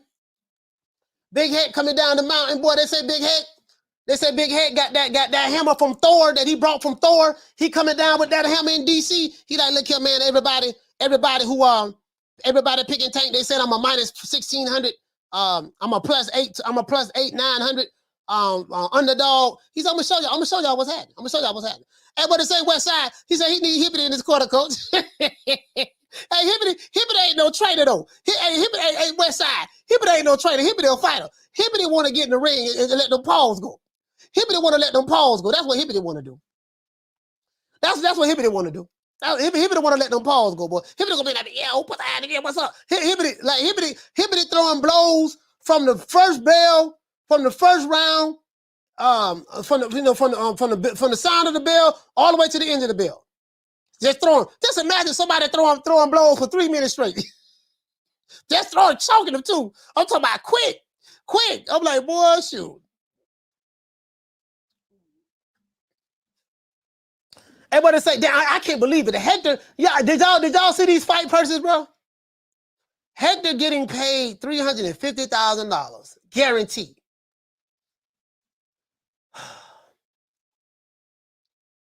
So you know ain't nobody else on the card making no goddamn money. I can tell you that right now. Listen, Big Heck, hold on, let me show y'all this. Now, this what this is right here. They got Tank Davis, according to Sports Payout, according to sportspayout.com. It says Gervonta Davis, Hector Garcia, purse payouts, how much both boxers earn from pay-per-views if it cross sales more than 500K. Boy, let's stop right here. Boy, Lord have mercy. Because there is an incentive, right? So Gervonta Davis, he's getting paid $1.5 million, guaranteed. Check this out. Oh, Lord have mercy. Boxers guaranteed purse, $1.5 million. Pay-per-view share, 60%. $5.5 million will be told he'll make, which is another $4 million. I say estimated based on pay-per-view sales, if cross 500,000 limit.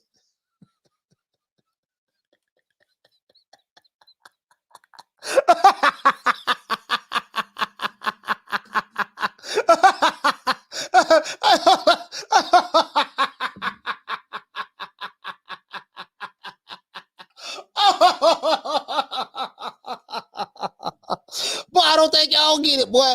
I don't think y'all get it.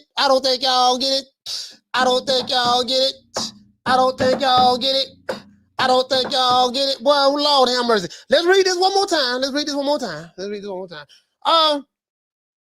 It said the first major pay-per-view of the boxing, I guess you're trying to say boxing, would take place with Gervonta Tank Davis and Hector Luis Garcia.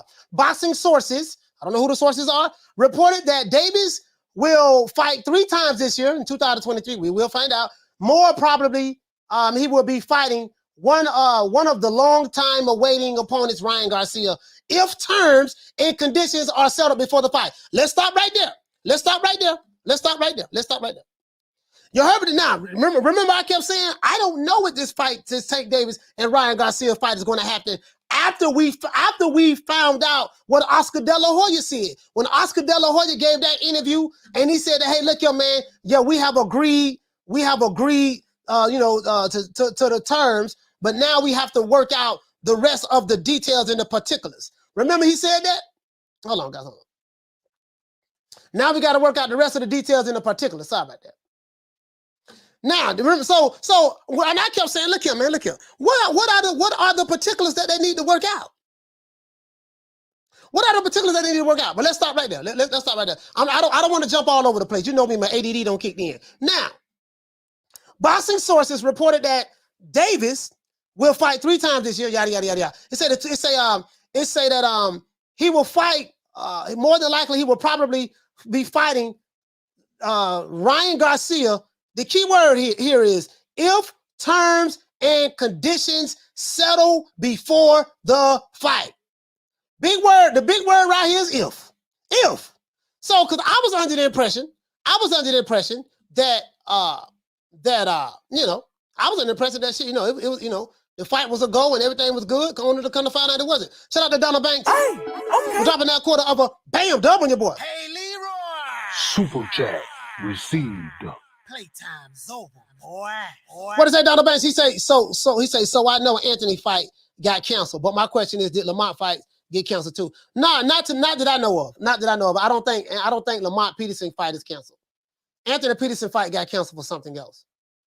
So, yeah. But anyways. So this is the big if right here. A lot of people forget these are the particulars I look at the language very well. If, okay. It says Gervonta Davis and Hector Luis Garcia purse payouts based on their contract reported. So their contract has been reported to the boxing commission. You have to report how much the fight is going to make. So their contract has been reported. So this is what's been reported. Tank Davis making a guaranteed purse of $1.5 million. Hector Luis Garcia is making $350K. Pay-per-view share. Tank would get 60% of the pay-per-view share. Hector Luis Garcia would get 40% of the pay-per-view share. Check it out, though. This is the kicker. So he'll get $5.5 million in total. So he'll get paid an extra $4 million if the pay-per-view sales cross the 500,000 limit.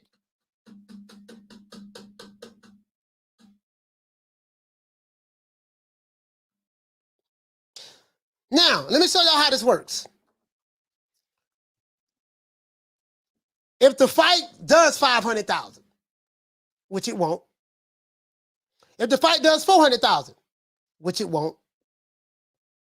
300,000, which it won't. 200,000. So, if I'm reading this correctly, I ain't got but a GED, but I got a master's degree in common sense. If I'm reading this correctly, in order for Tank Davis to get 60% of the pay-per-view sales have to be 500K. In order for Hector Garcia to get his 40% of the pay-per-view, it has to, and check this out, Hector Garcia, it says he'll get an extra 1.5 million. Pay-per-view sales higher on fight day. Says here they got to cross the 500K limit. Now, we have a lot of illegal streaming going on. Nobody is selling that unless outside of Canelo. Canelo, Anthony Joshua, maybe Tyson Fury over there. No one is doing that. No one. So how this works is this. The satellite and cable company got to get their money first. We have Rick Glaze on here. So if you got to fight and you're going to get 60% of the pay-per-view, you get 60% of what's left. Not 60% of all what has sold. Because guess what? Showtime got to get their cheese. Tom Brown got to get me. He got to get his money. So the networks got to get their money. I think they get like 50% of that. And the other 50%, I think it's left to the fighters after everybody get what they're supposed to get. So they're going to get 60% of what's left after everybody else get what they're supposed to get. That's how this works. But now, if they got to sell 500,000, bro, come on, man. Come on, man. Bro, let me tell you something, fam. Bro. Oh, Lord have mercy. Lord have mercy. Lord have mercy.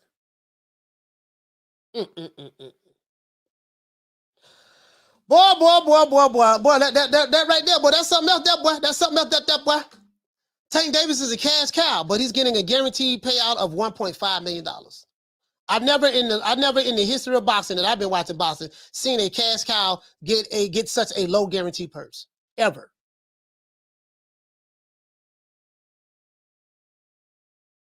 If you know something, name them. If you know what a cash cow is. Hell of a contract. Let's see. How much Gervonta Davis earned from pay-per-views? Yada, yada, yada, blah, squaze. So it said currently it's not possible to have the details of Gervonta Davis pay-per-view share money. However, the figures will favor Davis. He will get a big chunk of 60% if the pay-per-view sales were more than estimated. Davis will earn a total purse, including pay-per-views, up to $5 million. But still, these are estimated numbers.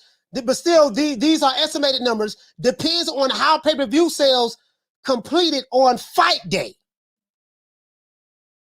Let's read this again. Tank Davis can make anywhere up to $5 million total.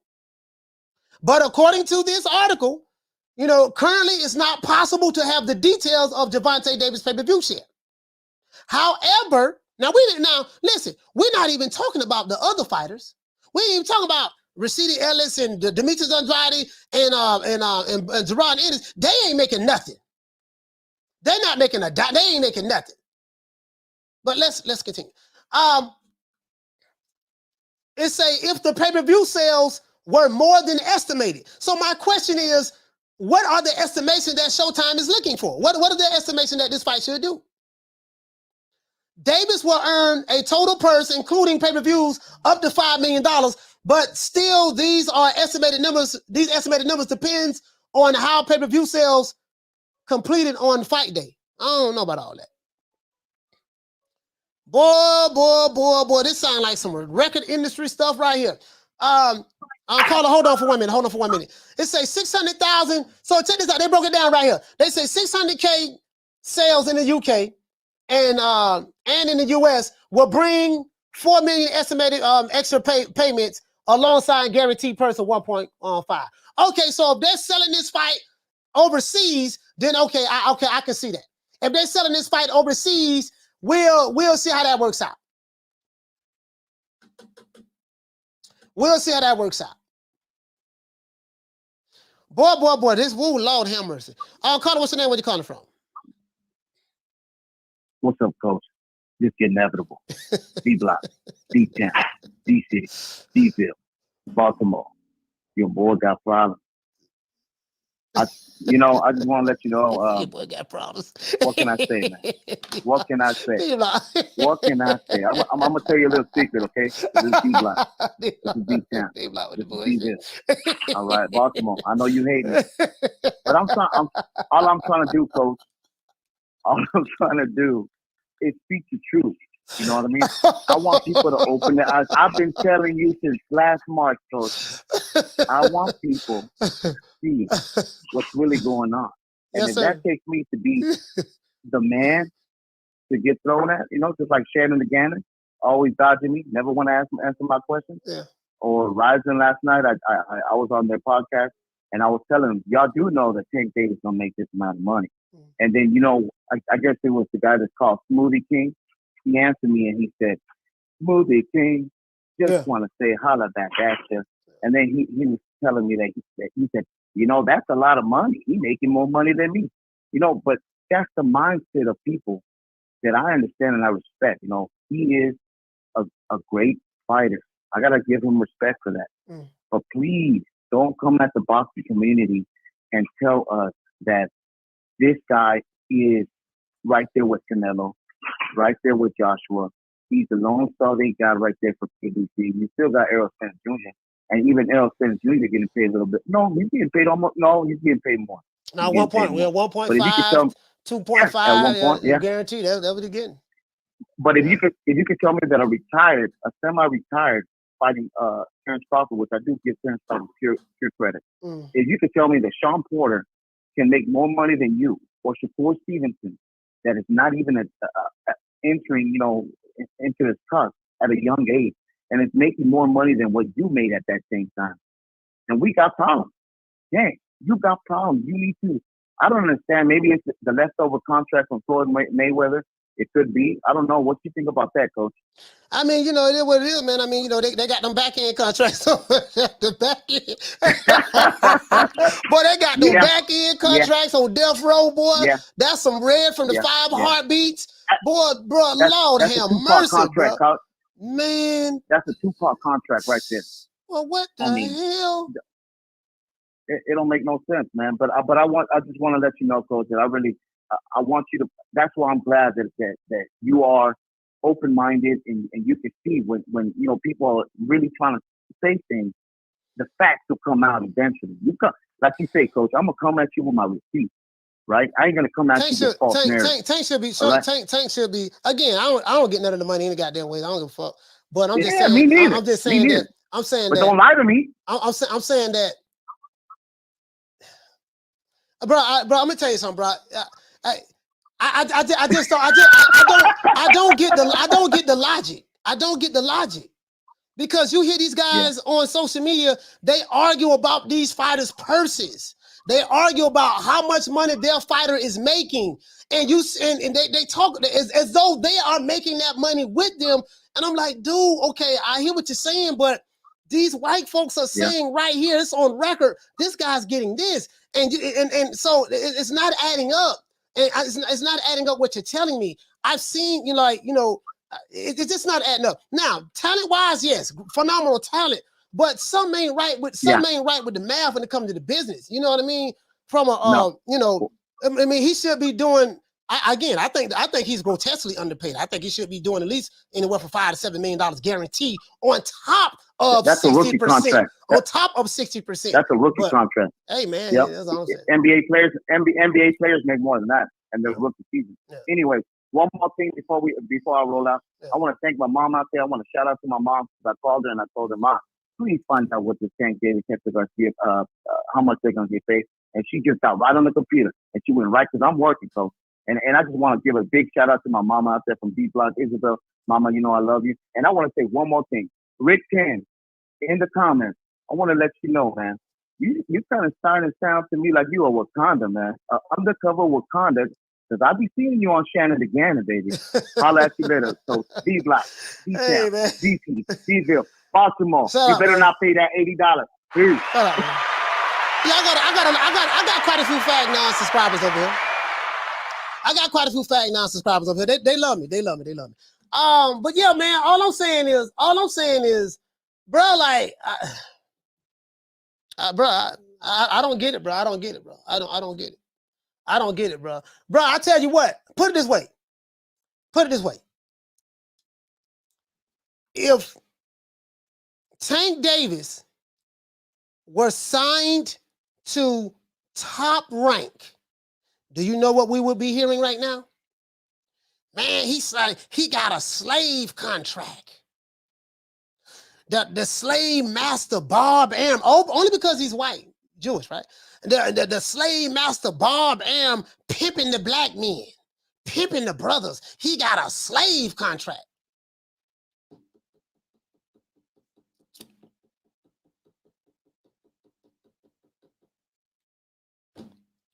But when it's not a contract from, quote unquote, the white man, and it's from the black man, guess what?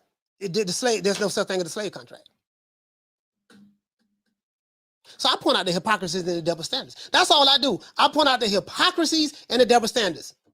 Eddie Hearn, I remember Tank, and I thank Tank for putting the tweet up. He said, hey, he exposed, I exposed Eddie Hearn. He put it on Twitter. He offered me $10 million to fight Ryan Garcia.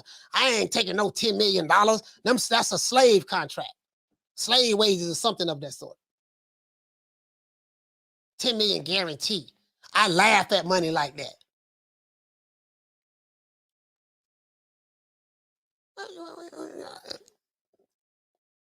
Ben said didn't Crawford do well with Aaron? Yeah, absolutely. He did real well with Aaron. He was the highest paid welterweight in boxing under Bob Aaron. Made a little over $5 million fighting Kell Brook. Made $6 million guaranteed fighting $6 million guaranteed fighting Sean Porter. Shit, he made his last 2 fights with Top Rank. He made $10 million.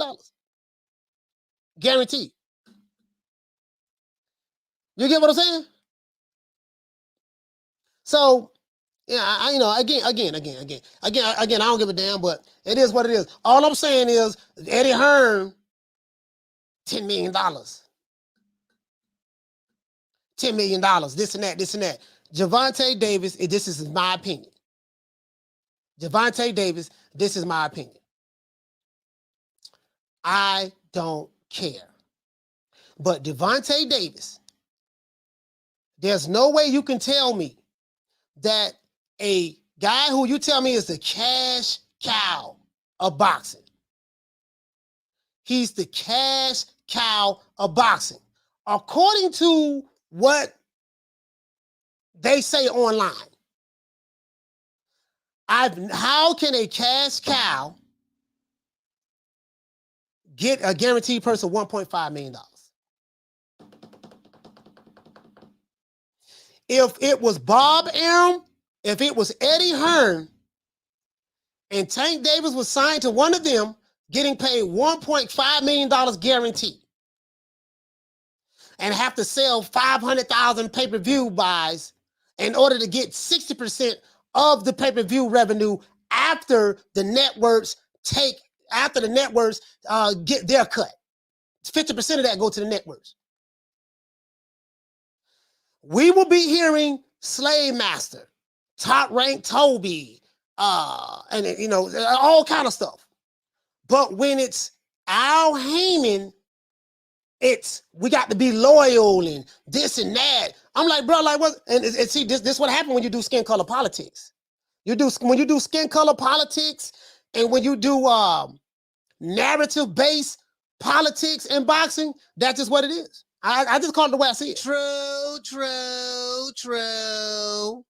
I'm like, that man should be getting paid more than that. That man should be getting paid more than that. In my opinion. So, hey, shout out to Nelly. What does he say? Talk, coach. I'm just saying. Shout out to Boxing Science. He said Kid Austin got more sense than that. Yeah, because I remember. I still got the video. Still got the show. I may upload it again. But I remember when Floyd Schofield was on there. He said Top Rank offered him a bad contract, but the PBC offered him a terrible contract. And he said that they wanted to control your intellectual property. He said they wanted the first right of passage on a contract. He said even if they want to own my intellectual property, own my rights. He said even when the contract expires, if I was to try to sign with another company, let's say Top Rank or DAZN or someone who was to offer us a contract to fight, money to fight, even though I'm not under contract with the PBC anymore, this is the contract that he said that they presented. And I'm gonna have him back on the show and you're gonna break the whole contract down. He said that you still have to report back to whoever needs to report back to the PBC, and they have the right to refute the first refusal. Even literally, I'm dead serious. This is what the man said. I'm like, ooh, Lord have mercy. Lord have mercy. Mike, what you say, Femi? Say, who's the most successful network in your opinion, coach, respectively? I don't know, fam. I don't know. I would say maybe Well, are you talking about just boxing? Because this is the thing, though, Mike. Check this out. Like ESPN, they don't just have boxing, and then the Zone don't have just boxing either. So, Showtime, they boxing don't do well. They have other programs they have other programs on their show that do very well with their, we know with their other TV shows and series and stuff like that. But the boxing really doesn't do all of that on Showtime. I.e., probably that's why the budgets have been cut tremendously. Paramount saying that they thinking about getting rid of Showtime altogether and phasing them into Paramount. That looks more likely. So I really don't know. Maybe ESPN, fam. Maybe ESPN. Maybe ESPN. So I don't know. Because both of them are global because these apps are global. The Zone is global. Remember, they do events all over the world. Like you see Eddie Hearn all over in different parts of the country, different parts of the world promoting fights. Bob M, they all over the world promoting fights. Showtime, they really just do stuff here in America when it comes to boxing. So I would say probably ESPN in the Zone. ESPN in the Zone. I would say that. Because it's global. Because it's global. You know what I mean? Hey, shout out to Miss Fit. What's going on, sis? What's going on, sis? But that's all I'm saying, man. But Tank gonna knock this dude out. I got Tank stopping him in the 8th, 9th round. Somewhere probably about the 9th round, maybe 10th, somewhere up in there. Boots gonna knock out Karen within 2 rounds. Boots fighting another tomato can. So that's gonna be 30, 40, about 30 some tomato cans. Boots don't fought. He ain't fought nobody. Rashida Ellis. I'm gonna see what Speedy Rashidi got. Speedy Rashidi should do well in this fight. Demetrius Andrade. We're gonna see what Demetrius Andrade do in this fight as well. Hell, I'm pretty, they ain't making no money. Them dudes on the undercard are making no money. They ain't making that. They ain't making that. You see what I'm saying? They ain't making that. They ain't making that. You know what I mean? So it is what it is. It is what it is. All I'm saying is, boy, y'all with these dudes with these double standards, boy. These dudes with these double standards. And this is why you can't. This is why you can't do. You can't. Let me see. This is the problem, right? Business is business. Business is business. And me and Damien was talking about this. I say, man, listen, man. When you people like Al Heyman, Bob Arum, Eddie Hearn, Floyd Money Mayweather, the only color them dudes care about is green. They don't think like the people on the bottom.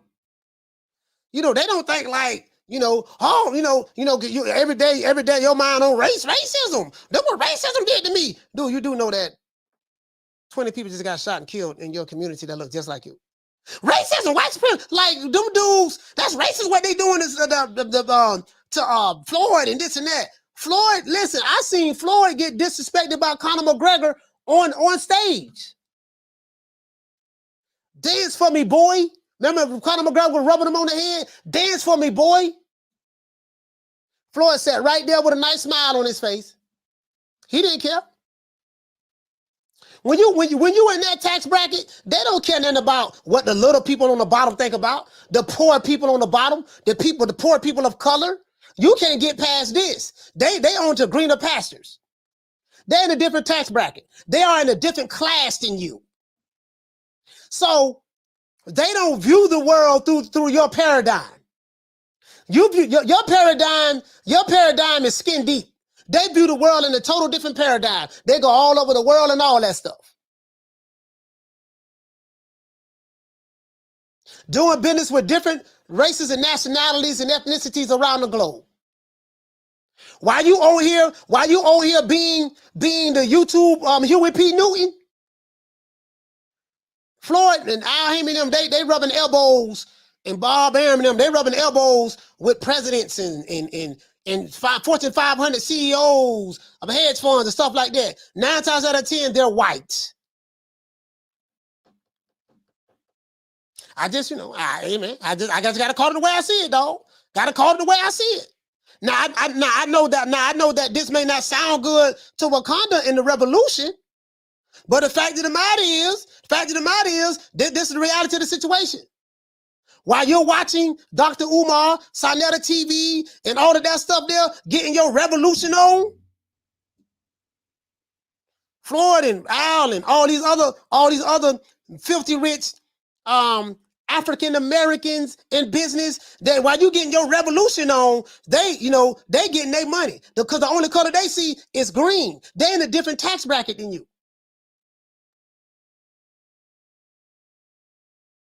I'm just saying. I call it the way I see it, fam. True. I call it the way I see it. You can say what you want to say, but those are the facts. What's my name? My name is nobody, and I don't live nowhere, and I don't know nothing. I don't know because I know that you gon' tell God on Jesus, kiss a Judas, silver pieces, monkeys acting in the monkey show. Gangsta monster killer, silverback. Where is your rap sheet? And the truth never explains. Moving fast, thinking slow. Dummy clown, silly Billy, need a hug. Thugs on drugs, monkeys acting in the monkey show. Yeah, man. I just call it the way I see it. I have a common sense approach to things, and I have a common sense approach, and I use critical thinking skills. So, and I don't participate in the Victim Olympics. You see what I'm saying? I'm not going to come first place in the Victim Olympics, right? I have a common sense approach to things, and I use critical thinking skills. This is very hard for people who have low IQs. I have a high IQ. So I get it. I understand, but that's just not the reality. There's a TV show to come on in the 80s with Mel Carter called The Facts of Life. There's a song to come on called The Facts of Life. These are the facts of life. And this is why I said you have the imaginary world, and then you have the real world. There's no one can tell me that our good brother from Baltimore shouldn't be making 1.5 million guaranteed. I don't give a damn nobody say. I don't want to hear no shit about, but see, he getting another 25, 30 million on the back end. Oh yeah, who told you that? Fag Nine said it. Jabba the Hutt said it. Oh, Fag Nine, Jabba the Hutt. Oh, okay. Damn, these niggas slow. Tell these niggas anything. True.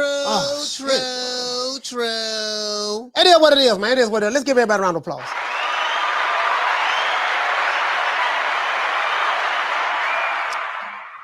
Hey, shout out to oh, you said give me a break? Yeah, okay, yeah. You said give me a break. That was all with Neil Carter coach. Okay, I got it confused. The Facts of Life. What was The Facts of Life? Was that with Gary Coleman? The Facts of Life was with Gary Coleman, right? I got it confused. I used to watch both of them. So The Facts of Life, so Neil Carter was she was Give Me a Break. You're right about that, sis. And The Facts of Life, what was The Facts of Life? Was that with Gary Coleman and Todd Bridges?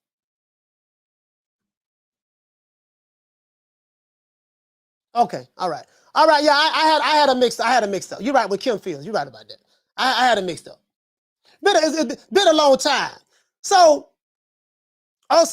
Gary Coleman was Different Strokes? Well, what was The Facts of Life?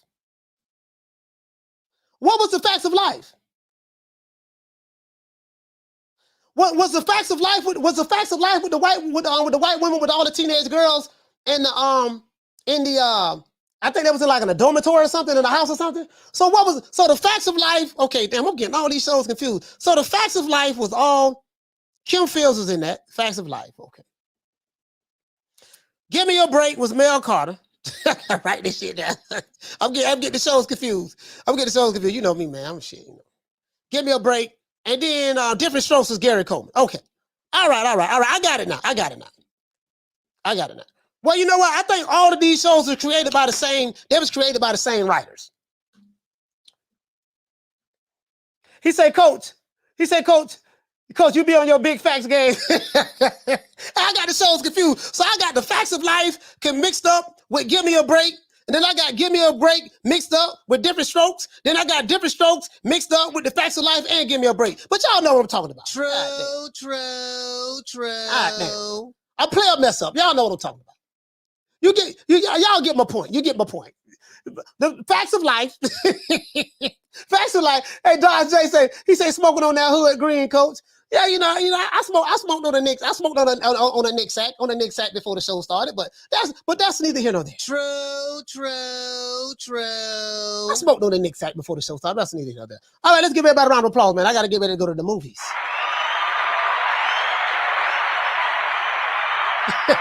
L. Harvey said, "We got you, coach." Charles Stevens said, "Coach, your ADD kicking in."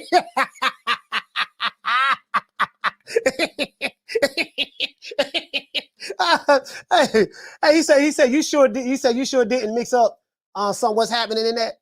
No, what's happening? I know what's happening. I used to watch what's happening with rerun and all that stuff. I used to watch that all the time. Yeah, you know, but it is what it is. It is what it is. It is what it is. Anyways, man, this is a good show, man. You know, everybody put their votes in. You know, most people picking Tank Davis and knock out Hector Garcia. It is what it is, man. Once again, it's on Anthony Peterson will not be fighting tomorrow, man. Oh man, this is a bummer. This is a bummer, man. This is a bummer. I will have the lovely Ebony Taylor on the show Monday. Hopefully we'll see.